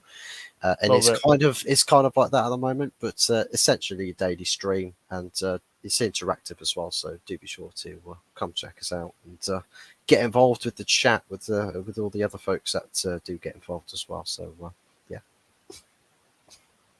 love it, man. First time I saw you on stream, I said to Mama Flossie, I said, you know, I've got to get that guy on my stream at some point because you're a good laugh. And, you know, you're really fucking centered. You're a fucking absolutely 100% top guy. So, yeah, 100% respect on that. And you know what? We'll do this again. We'll do this again at some point, 100%. Or me on your stream or you on mine or whatever when the game comes up. Yeah. I'll do a preview with you and tell you how much you're gonna lose, and you can do another preview with me and tell me how much you're gonna become champions again. Yeah, and we'll see how that goes.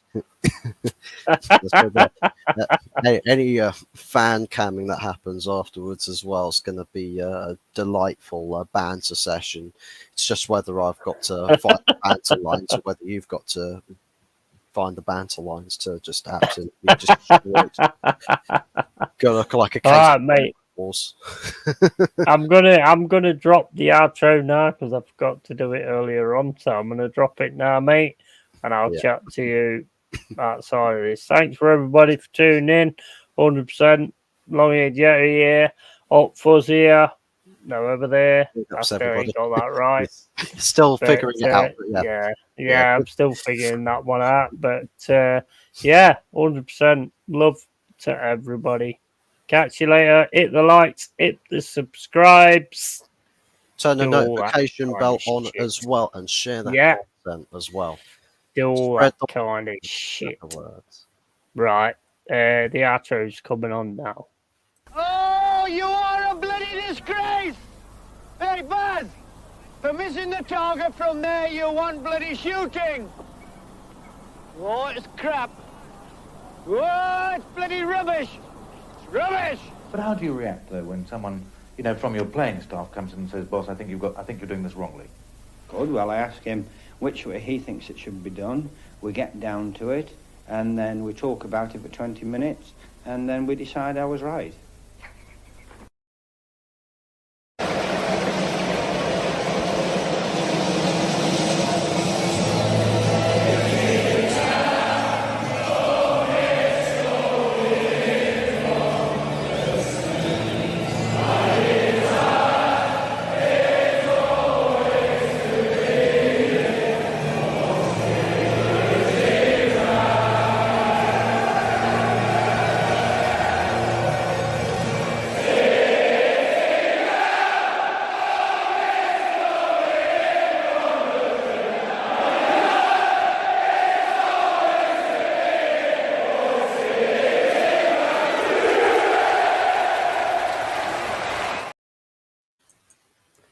Thanks, man.